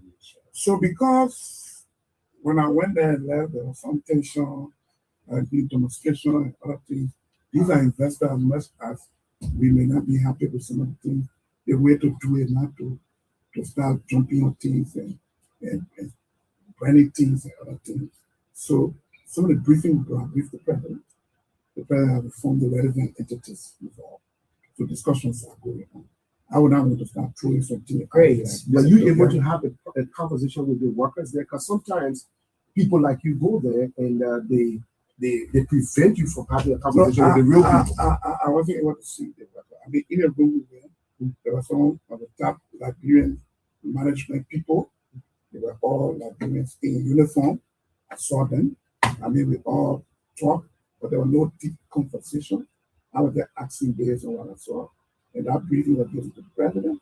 The president has informed the relevant stakeholder, and discussions are going on. Because it's sensitive from the issue, I don't want to sit here as a leader. Okay. Start throwing something, people Yellow jumping in the machine. street. Yellow machine. Yeah, the yellow machine. The first Where batch, is- the first batch in country, it generated a lot of excitement. So the People first are batch is- concerned how soon will these all. Again, almost all of the equipment are packing in the Abidjan Center Trip. The remaining ones? Yes. And it's the same thing I'm talking about. So the big vessel, some of the big vessel, 15, 20, 30,000 containers. They can't fit in now. So it comes, they go to Abidjan, they go to Accra, they dock in this port. So that's St. Petrol. Then the CFA, Maxline, all these companies, they have to find smaller vessels to take them and bring them. And there where the delay is. And those things are in our report to the president. These are places they have to speed up some of these things. If you brought some of the equipment, maybe it's government equipment, so they might bring it faster. But there are business people continue sitting there. They've been there for months. And because they are big entities, they are giants, they are people sitting behind there. You're talking about, they say, Tony Blair, all these big people. You know, the whole war starts with 2-3 running itself. So the first thing that when the American president speaks, and maybe the president of China, the French president, Great Britain, when they 4-5 men talk, everybody gotta be waiting what they say. Because they have the power of people. And so you have to be careful the way we deal with them. But we can still deal with them, they can still use their beam power. But some of the things are happening up to all we look, the European ambassador to Liberia called me the last time. And we weren't treating European businesses fair. APM terminating few businesses. And I told them, you people are not treating us fair too. And we have a frank conversation in our meeting. And there are further meetings. They agree in our meeting that we should do a platform where there are issues with their company. So some of the big companies to take on them with that heavy costs. So now the White House call you and say, look, a client, we're talking to you, Mita is our friend. Then you have to, sometimes the call comes from this country. It's a tight space to be in. But we agree with you people, but our people do nothing else. So the other small INT, can we, so those are the kind of discussions we are I'm having. afraid that we're not going to start any sooner because we have the remainder of our equipment into the Lakota. No, I'm told one small vessel brought some already there at the port as we speak. It's on the Lampion water. I think it should be docking in either this morning or tomorrow. So because the vessels are small, so we think that maybe between now to the end of the month, all the equipment will be in the country. And at the end of the month, hopefully, as soon as we get in June, the equipment should start moving to the counties, deploying them to the counties. Yeah. And so, the last time I listened to 1 or 2 people, they say, they put me they carry Arago, they go pack it there. No, we carry Arago. They tell that the shipping company are not coming to Liberia directly, and so they have to use So why would another you port. afraid? Maybe we can use a trucking service to have them transported. I think San Pedro is shorter to Liberia, to the Liberian Africa. So those are new equipment. The first thing some of them come on the container, maybe they call it tire off or so, they'll build them together. And you pay for destination. You pay already to deliver to Liberia. You go put on the road, people driving all the equipment, some fall down on the road, some of them things happen. You can't explain. they put a bid on you. You have been like you pay to real and you go put it, I don't can't drive it. You have to your last spot a new trail. So we pay for destination, it takes more time, but it will be here. Great, it will be here. I know we'll take calls, but this 101 that's talked about the impacts of the Middle East war, especially on petroleum. So, looking at the LPRC, what has been done to stabilize prices of the basic petroleum? So sure, the Middle East is affecting the whole world, not just petroleum products. Look, most of the fertilizer we use in the world come from our region. The urea thing, some of the things I think it comes from petroleum products. It comes from our region. So if you watch CNN and Al Jazeera and all the news, farmers are complaining in other countries. Most of the petroleum we receive in Liberia, because most of our people here do not have the money to bring the petroleum down. There are companies sitting out, some of the companies in Dubai and other places. So the company comes in and bring in a volume of petroleum, but they bring it on a colleague's name. So they bring the product and put it in a colleague signed an agreement with them that he will sell the product.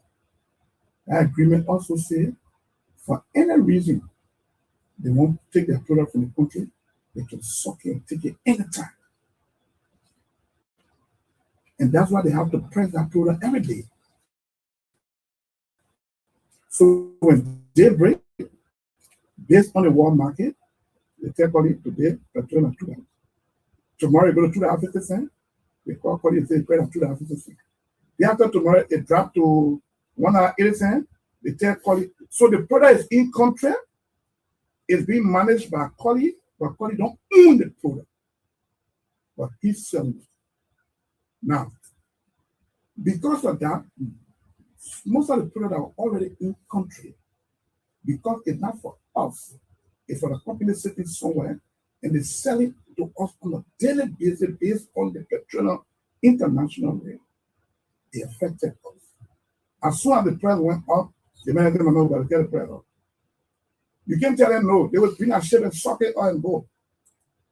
And so we keep moving up. That's what they're affecting the sector. They are making this noise in the media about taxes, people playing with taxes and things, LPRCs. There's a serious investigation on it. I wouldn't go deep into it, but what I would say on the surface is these are some of the things happening. So you got big importers. Sometimes you listen, you see one big gas station sitting here. They never importing the product. They got Aminata selling to a gas station for $600 for gas per gallon. I won't begin selling rarely here. Selling for $510 or $550. So the gas station, the guy who's bringing the product, selling it $600. They can both sell it for $550. How? It doesn't make sense. Because you're buying from this guy. This is what happened, and that's what we're trying to do. The president appointed me to work at it. I'm working with LRA, all of us to remove it. The first thing we've done, we moved the two banks in first. Other banks will go over, Echo Bank and UBA go in already to collect already on behalf of the government. What can happen is Jeremiah can bring the product in country. So the product I'm talking about is very in country of Jeremiah, right? Today, Jeremiah says he's selling the product for $3. When you look at road fund and all taxes on petroleum, every gallon is about 95 cents. The road fund tells you different taxes. So the guy giving the petroleum for $3 are supposed to pay 95 cents in taxes, $3.95, and maybe I'm selling for 20 cents margin, so I'm selling for $4.50. But my colleague who is a dealer too, a guy a lesson, comes to buy from me, I will sell to him for $3. He's supposed to pay taxes to government because you're a dealer too. What happened is a colleague, the petrol he took from me from $3, plus the 95 cents he's supposed to add on it that to make it $3.95, plus the profit, what he's saying the product to Clarence Jackson for $3.50. You not following me? Yes. There is $3 for the product that are supply quality. Government taxes is 95 cents. So the actual cost of the product is the product itself plus the taxes that 395 cents. Quality got to sell to make profit. So you got to ask them $5. But quality is selling below the $3.95 cents. He's selling $3.50. He lost 45 cents. They got an arrangement that quality will take the product for 10 days before he pays his taxes.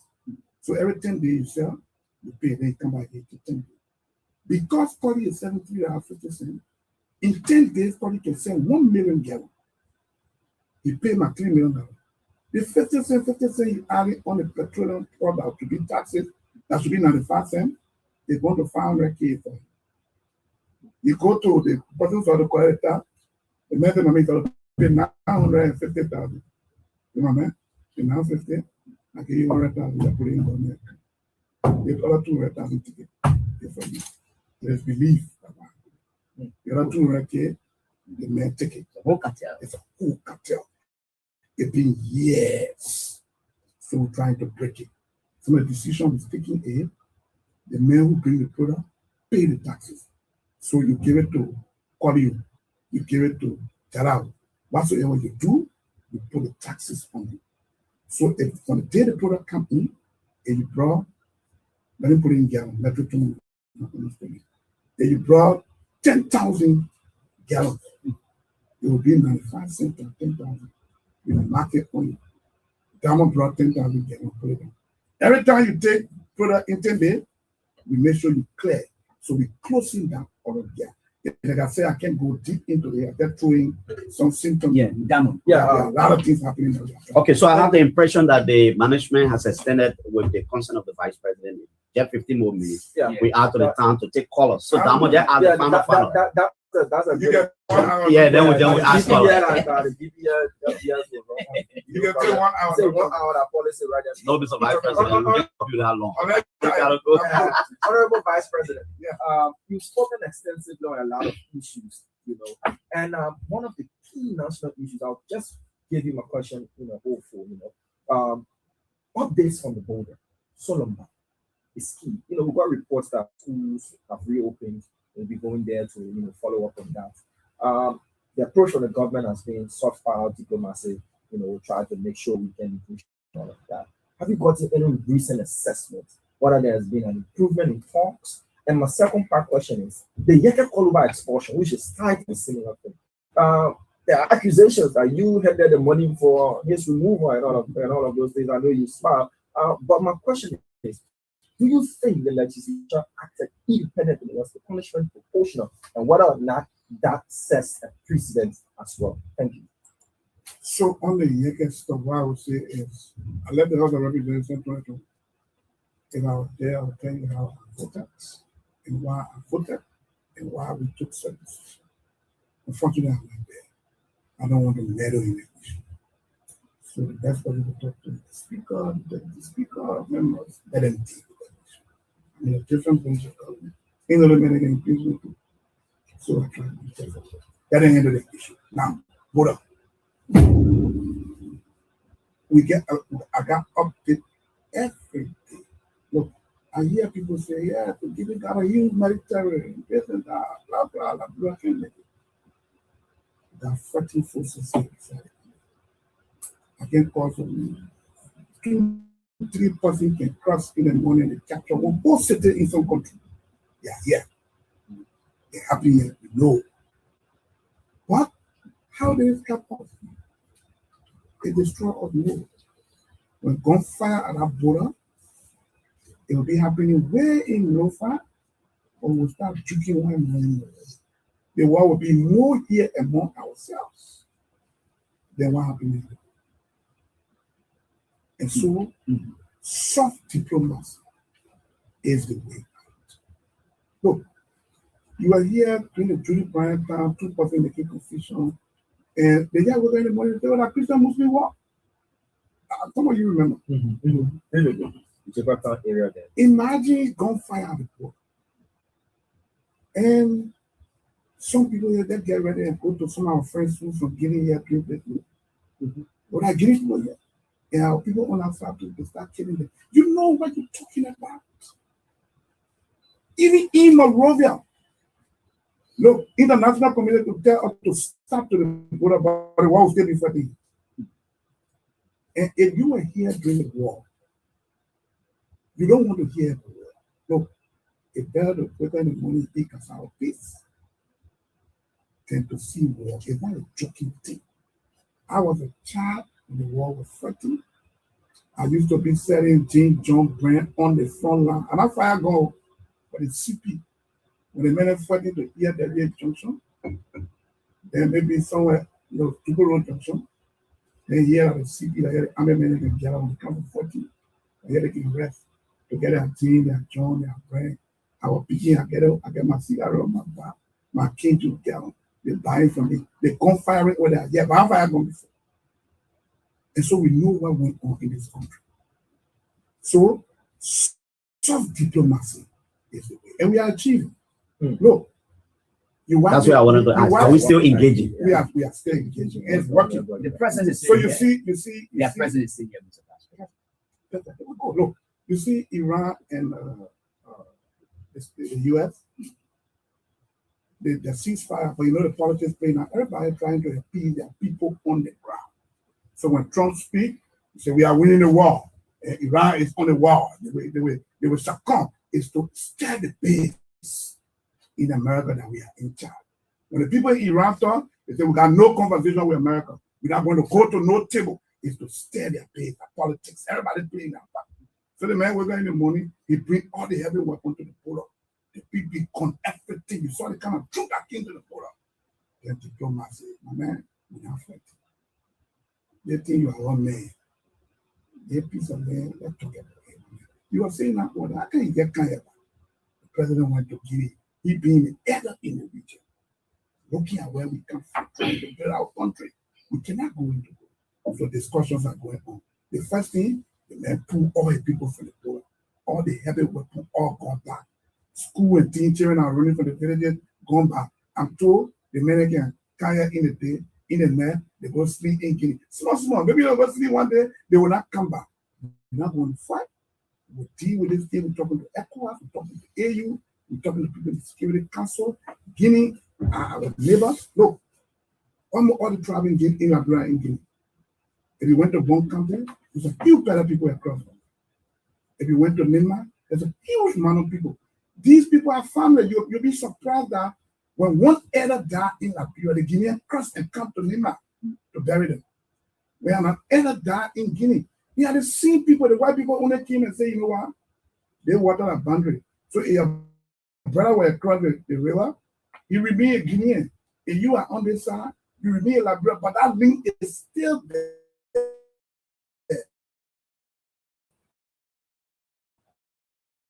People still know their family are across the border. And Lofa, I think the people they cross the border, Sierra Leone. And so we are one people. The man talking concrete, he know these people are related. We can't fight one another here.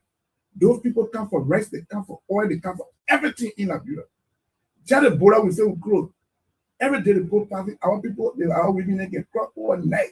They go sell in Guinea. So we are one people. We'll keep it like this. Those who think we're supposed to fight, will not fight because some of them don't understand. In the meantime, They don't know the implications, implications. Vice President, as part of your soft diplomacy. I mean, what's the demand? Yeah, it is true that we're reaching out there, dragging them. There must be some conversation they are having. This demand is not only with us. Look, I told you at this point some kind of politics. And then there was a reason when they scared of like everyone knows that. I want to be more you're making like water. Do you know that the flare on the Ivorian side, you know what I mean? Around short area in Cote d'Ivoire. Guinea said that land. Guinea said that let that flare in Sierra Leone. Sierra Leone was a whole island is taking. Sierra Leone has gone to, I think, arbitration or so. They go on to court. Because we cannot fight in this region. We are one. And so We're having discussion. I told you, it started with all the heavy weapon fire. People run away from school and things, heavy weapon.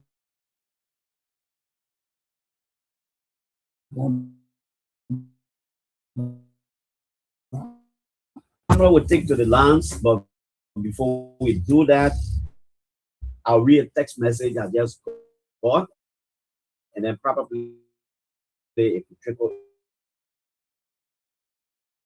a response from you. Somebody sent me this. It says, "How are you, my brother? I have some very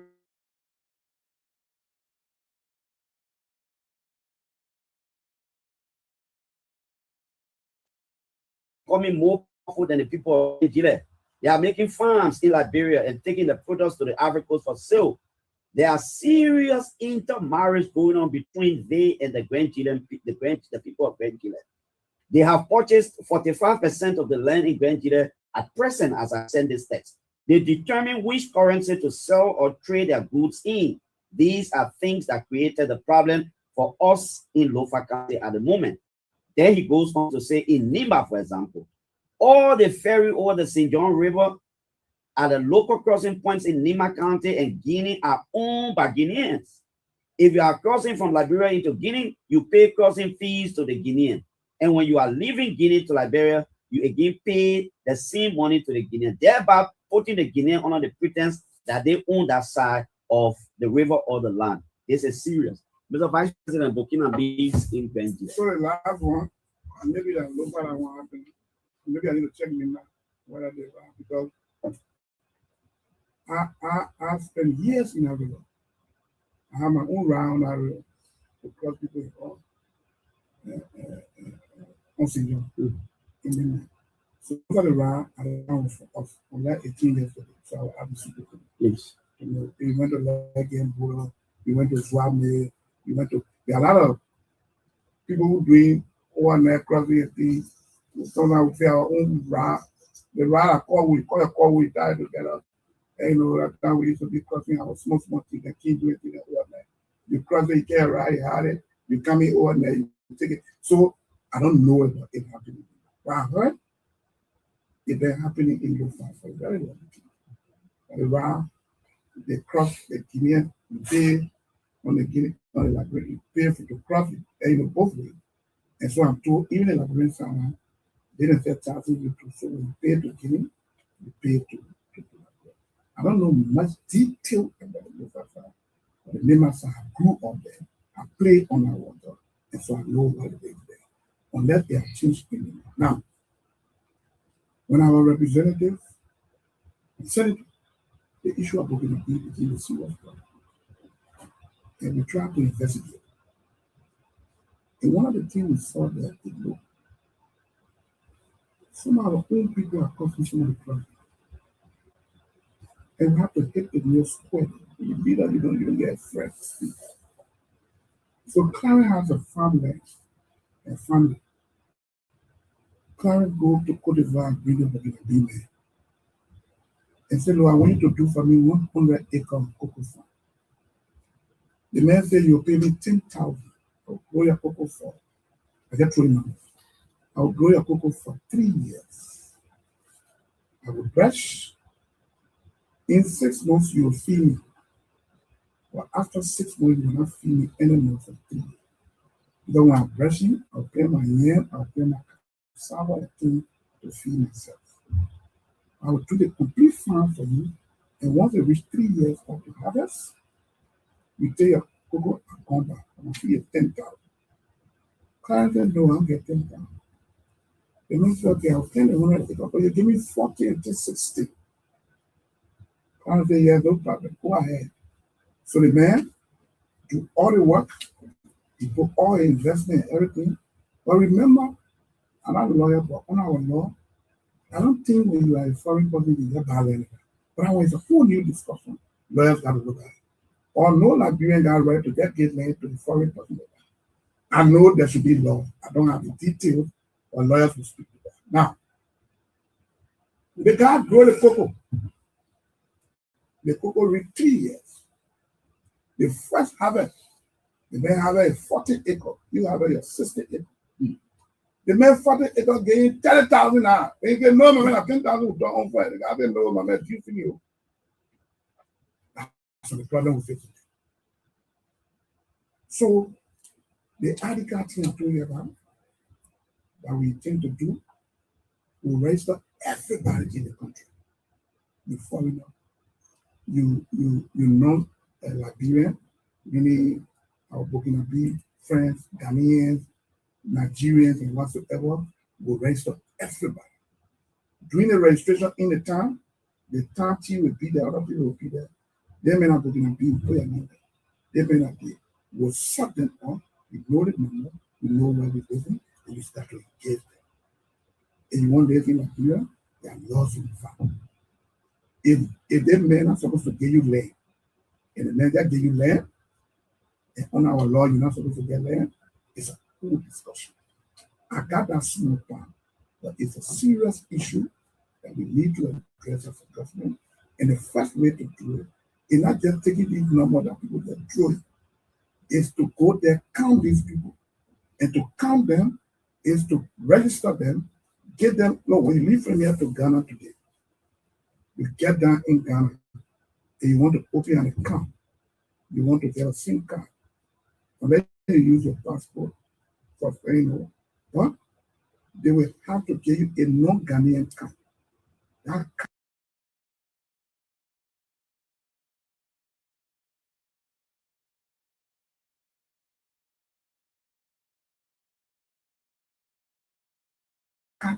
is about things into play. Most of these things will be addressed. Great. Most of these things will be addressed. I know sometimes it's difficult to appear on many of these public platforms. So quickly, I know we'll take calls, and the DG has informed me that whatever time you want to be here, LBI is yours for today, just on the phone side. But the issue of youth employment and empowerment, you've spoken about this passionately. What is the government doing to address the issue of youth employment, which is one of the key factors in the country right now? So I just laid to you a lot of things we're doing. And some of the youth employment program we do in school to put these people back is small. They're not sustainable. What people do 6 months, just look for money. The man who clean the big and waterway, put more money in. It's not sustainable.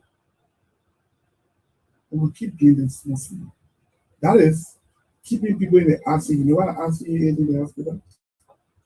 When you go to GFK, they can play on the RC, go on critically. Emergency. They are asking you intensive care, so you got oxygen to you. You're not dying, but you're not living good. So some of these things are in RCU.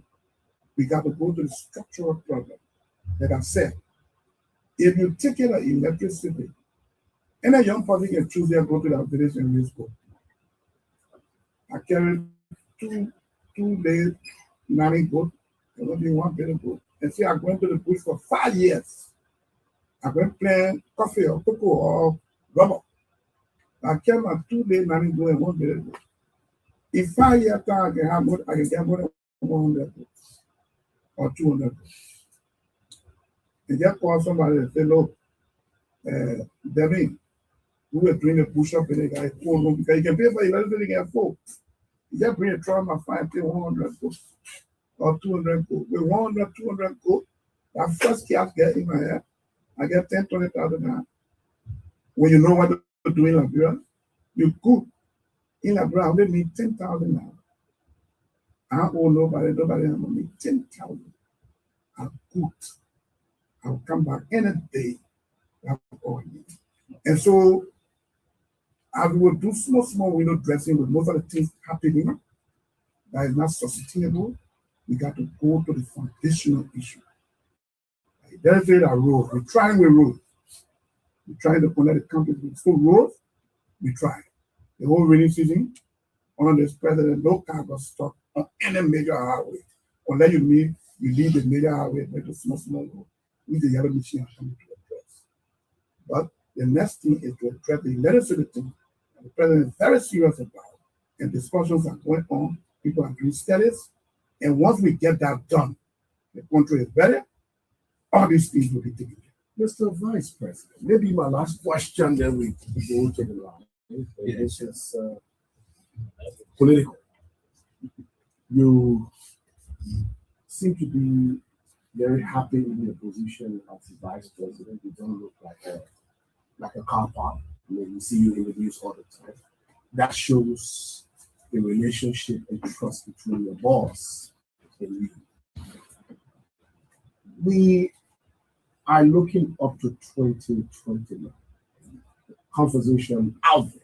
Right? And we are the everyday guys in the marketplace, on the radio, and there is this conversation about possibly, being the hand picked by your boss, Mr. Walker, the president, to succeed him. Sometimes when you sit with your boss, and then you can have a conversation, can you tell us what are the whispers? What does he say? What's the latest conversation about his intention to contest for 2029 or not to contest? Where are we with that? So what I can say to you simply is, I will know every president elected and got the right to go for 2 terms. If President Bola was here 12 years after me, well, he teaches the people to go for 10 terms. Then as it stands, it is his right under law to do it 2 terms. The president has my full support any day, anytime, any decision he takes. That would be my answer to the first part of the question. Second part of the Paka. Every vice president is a Paka. The laws are clear. The power of the executive is inherent in the president. They say the president is a president. Now, why you deputy president? The vice president. The law also says the vice president will assist the president. Send your man and I'm going to manage and I'm for now can be saying in the player. And to the assistant father. And I ain't out there to assist you. Sure. Yeah? Sure. When you finish, it's terrible. Maybe the next time it's going to be another 2 years. So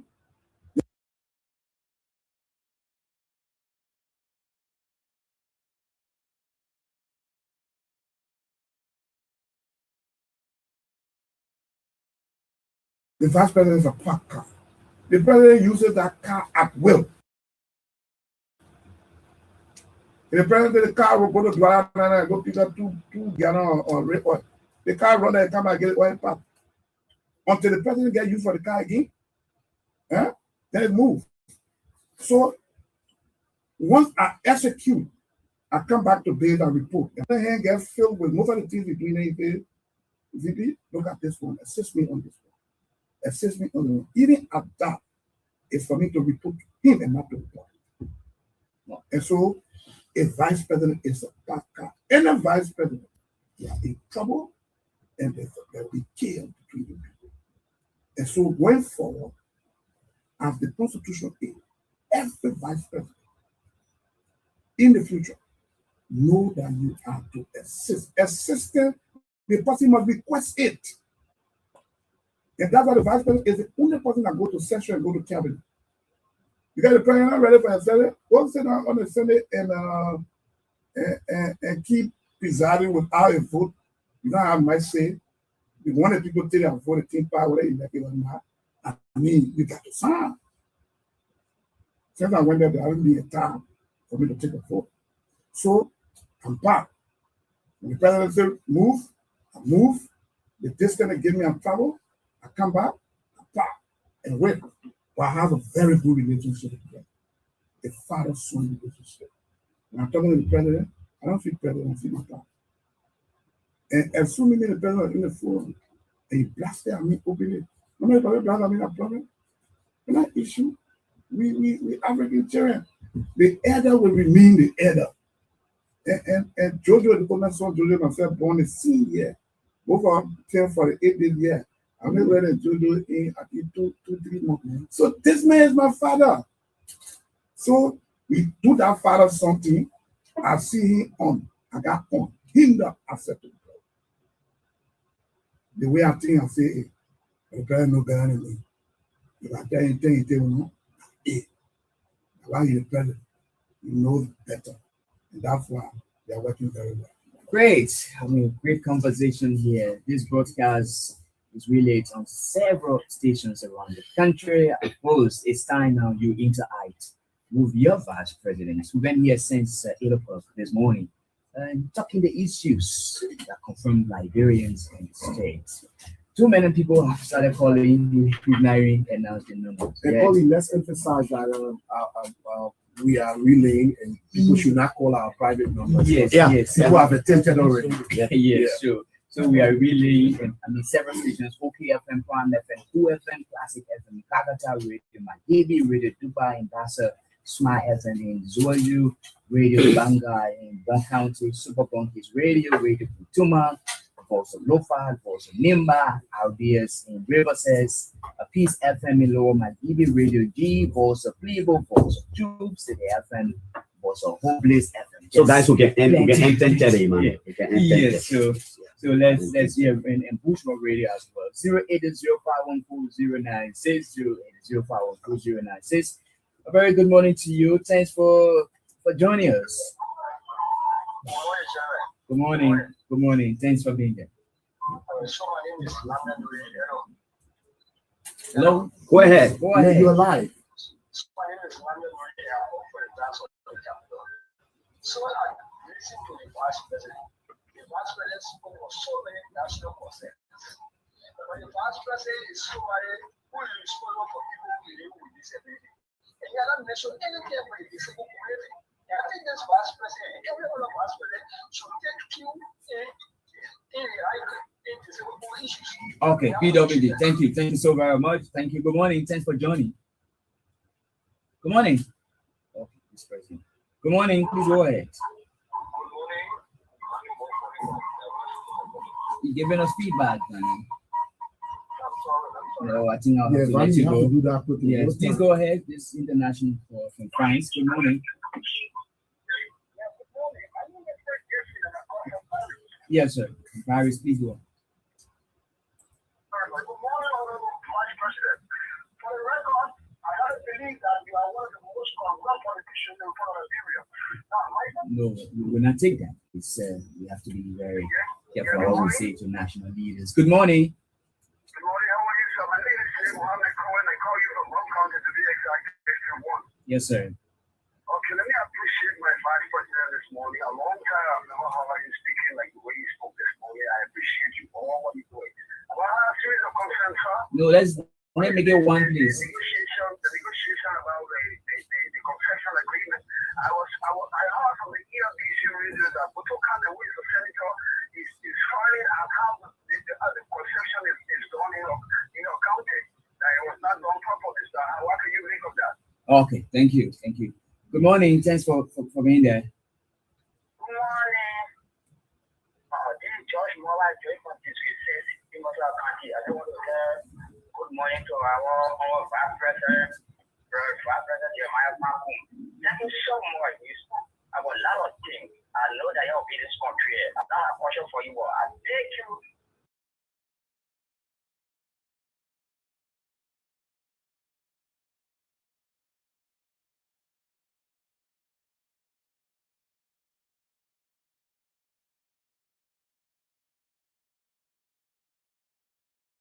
Our Vice President. Vice President, thank you. Everything he said, I was listening to it. I'm begging them that I help the president to carry our country up. Because some of us, we want the country to go anyway. Thank you. Our country. Mm. And I know one will tell you my country is the best. And if you say your country is the best, nobody will say it. So I want to tell the Vice President, thank you, let him help the public. Those are working within the government. Let him help the public. Thank you. Thank you. Thank you, Naoma. Thank you so very much for your inputs. Good morning. Yeah, good morning. My name is Teddy Ross, and I'm called from Central Virginia. Then let me say thanks to the Democratic Vice President, and we are proud of the honor for him. My intention to do with the government industry, Firestone to the city. Mr. Vice President, we pray that you look at the rubber industry. We are from the business that do rubber business. We are really the business out there that produces Firestone, bar and the wheel. And they need to sell the Firestone that are rubber constrained. All these sites are for grab basket county. The pollution from the water nowadays is affecting our people in Orange Grove and other areas. The air pollution as well, Mr. Vice President. We pray that you look in that direction. Thank you so very much. Good morning. Good morning. Yes, sir. Good morning, to the President. I mean, just I was general back of the Bahama, I want to go to something more in the intellectual bureau. Yeah, Mr. Vice President, and one of the color selling. I talk all the tools for why anything you don't want to wait to see people. So I was looking at studying on the street also now. Because anything for our commission, no problem. Nothing happening beside the agenda. Try to take shoes to destroy from the street of school. Okay, we will take two more calls and get it done. 2 minutes in front of everybody. Good morning.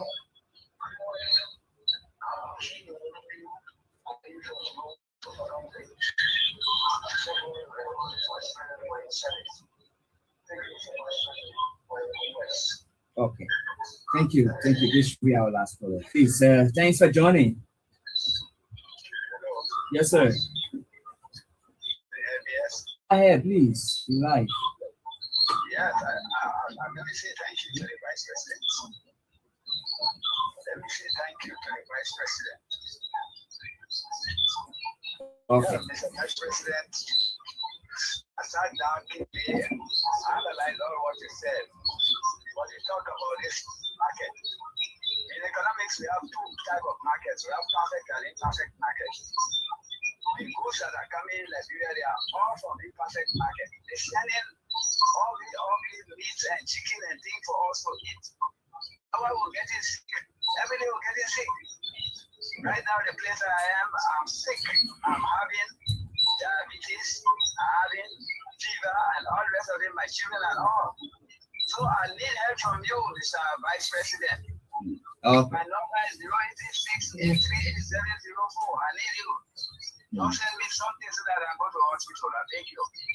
Okay, thank you. Do we need to let him call the number? Yeah, you know. Yeah, hold on. Yeah, let him call the You number. still there? Are you still there? Yes. Okay, take your time and call the Yeah, number. call the number. Yeah. 0886 Mm-hmm. 838 704.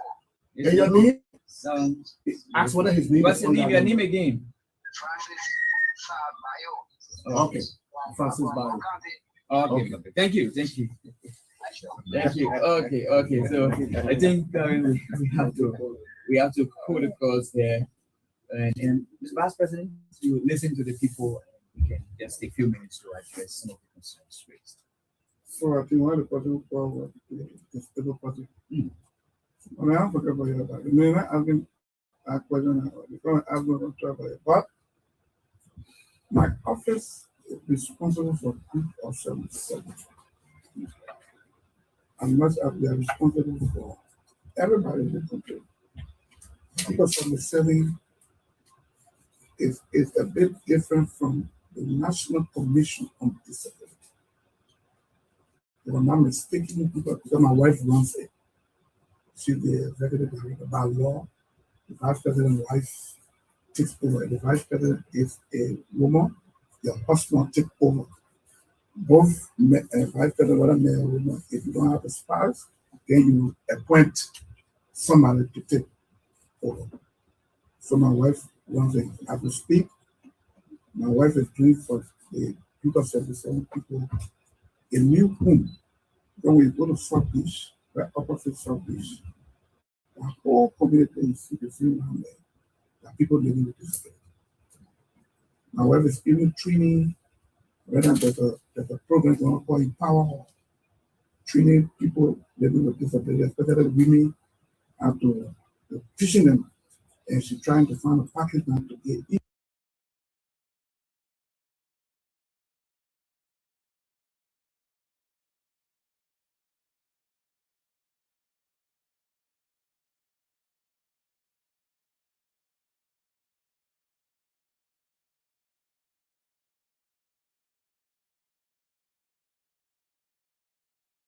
each of them.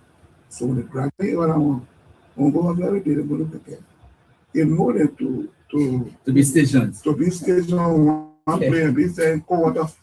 And so we got problem with social welfare, people living with disability. Disability is not just somebody having a correct for court. There are people living with epilepsy. There are people living with different sickness.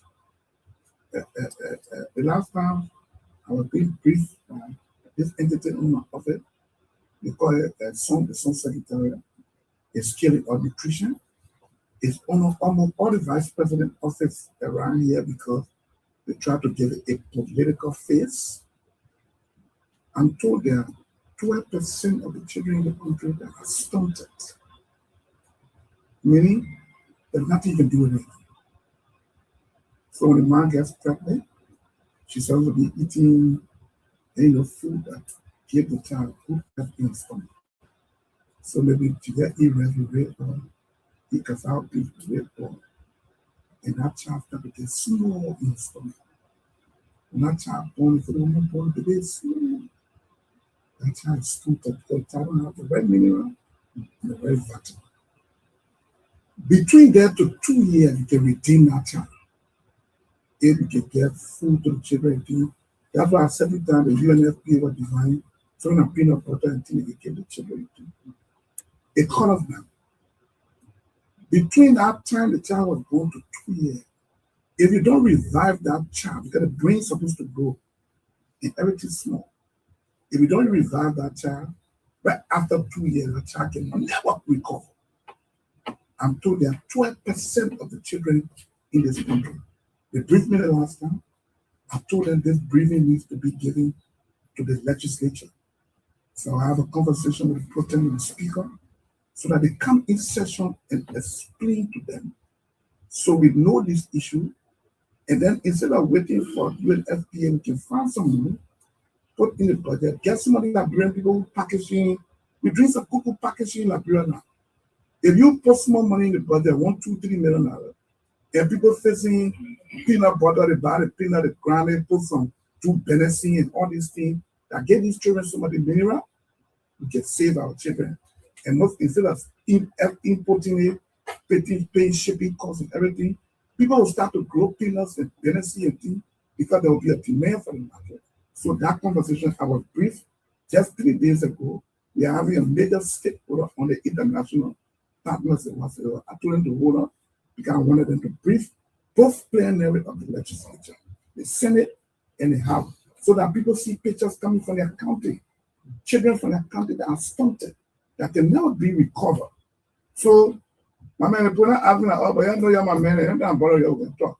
But we need to find a program that takes care of you, and that all of you we're talking about, where the people who corral, the people who get problem, everybody be able to talk here. What's still not discovered? What's the status of the facility that was launched sometime last year in Broadway? Also, this year, I think there is 600,000 in the budget to start the project. They haven't processed that money yet. When it gets processed, the construction work will start. Building homes. When the homes get through, we intend to take the people for a while. So on the beach there, sometimes we go there and change all the zinc because the zinc leaking on them. We change the group of 77 people are positioned. If I'm not mistaken, group of 77 either are people born with disability also. I will check it out. But there's group of 77 and the National Commission on Disability that somebody is appointed to that deal with disability issues. The only group under my office is the group of 77 that my office, there's a chapter under my office that take care of it. So if you see my budget, it's into 2 phases. You got a group of 77 office under my budget, and you got my own office. So when they see us, I say, oh, my budget, we got 2 different entities budget under there. Right now, we got the scaling of nutrition at 2, either under us 2 or so. And so there are some smaller entities under there. Great, Mr. Vice President. Just before we leave with this morning, I want to ask you about this issue of land demolition. How concerning? So the president is not happy about it. The president has expressed some concern. And most of these things are happening from judges in the court. I don't know whether it's true that some judges are playing games, taking money from people. If that is true, then legislators need to start to impeach some judges. Land could be a serious point of conflict in this country. And we have to look at the laws. Look, somebody say they own Kiale community, assume. You've been living over for 50 years. You say you own the land, you haven't been paying taxes on it, nothing, zero. You just come one day and bring one big paper and say that you get a whole community and thousands of people should live. And the court rule, if you don't follow the court order again, you say, oh, the government and respect rule of law and this and that. And so we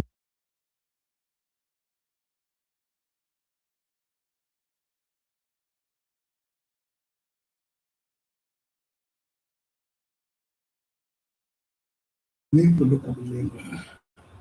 The legislature, I'm sure, House and Senate are talking about it. You can look at it and see what we do about it. To the extent I would say, if you got a land, you got to pay taxes on it, at certain point, government must sell it. You got a land, you got to clean it. We got to take some decision to avoid most of these things happening. The president is very concerned about it. There are discussions going on, and there will be some actions taken. Okay, Mr. Vice President, we gotta go. We just wanted to get your parting comments. We've been here beyond 2 solid hours and a half. What's a final message to the country? So I want to thank the president first for allowing me to sit in this space today. Well, before I go to the other declaration, unless yes, I can't just have this come out discussion unless I declare it from prayer. I mean, if I'm walking in the program also, I'm speaking somewhere, and maybe somebody I'm true. I can talk 1 or 2 things, but to have a sit in like this, I must clear the prayer. And so I clear the prayer, and I'm going to talk about some of the action we intend to take in the market. Look, most of our business people, one of my friends called me last time and said, my man, no business, business school, family, anyway, you find out. There is somebody that runs his own business, wants to school, so only because he comes to buy from people here, they see people in the factory, they put the goods in the truck and follow them in the market and pack the truck right by them and sell it. So how will they never sell? And so these are all the things we intend to start.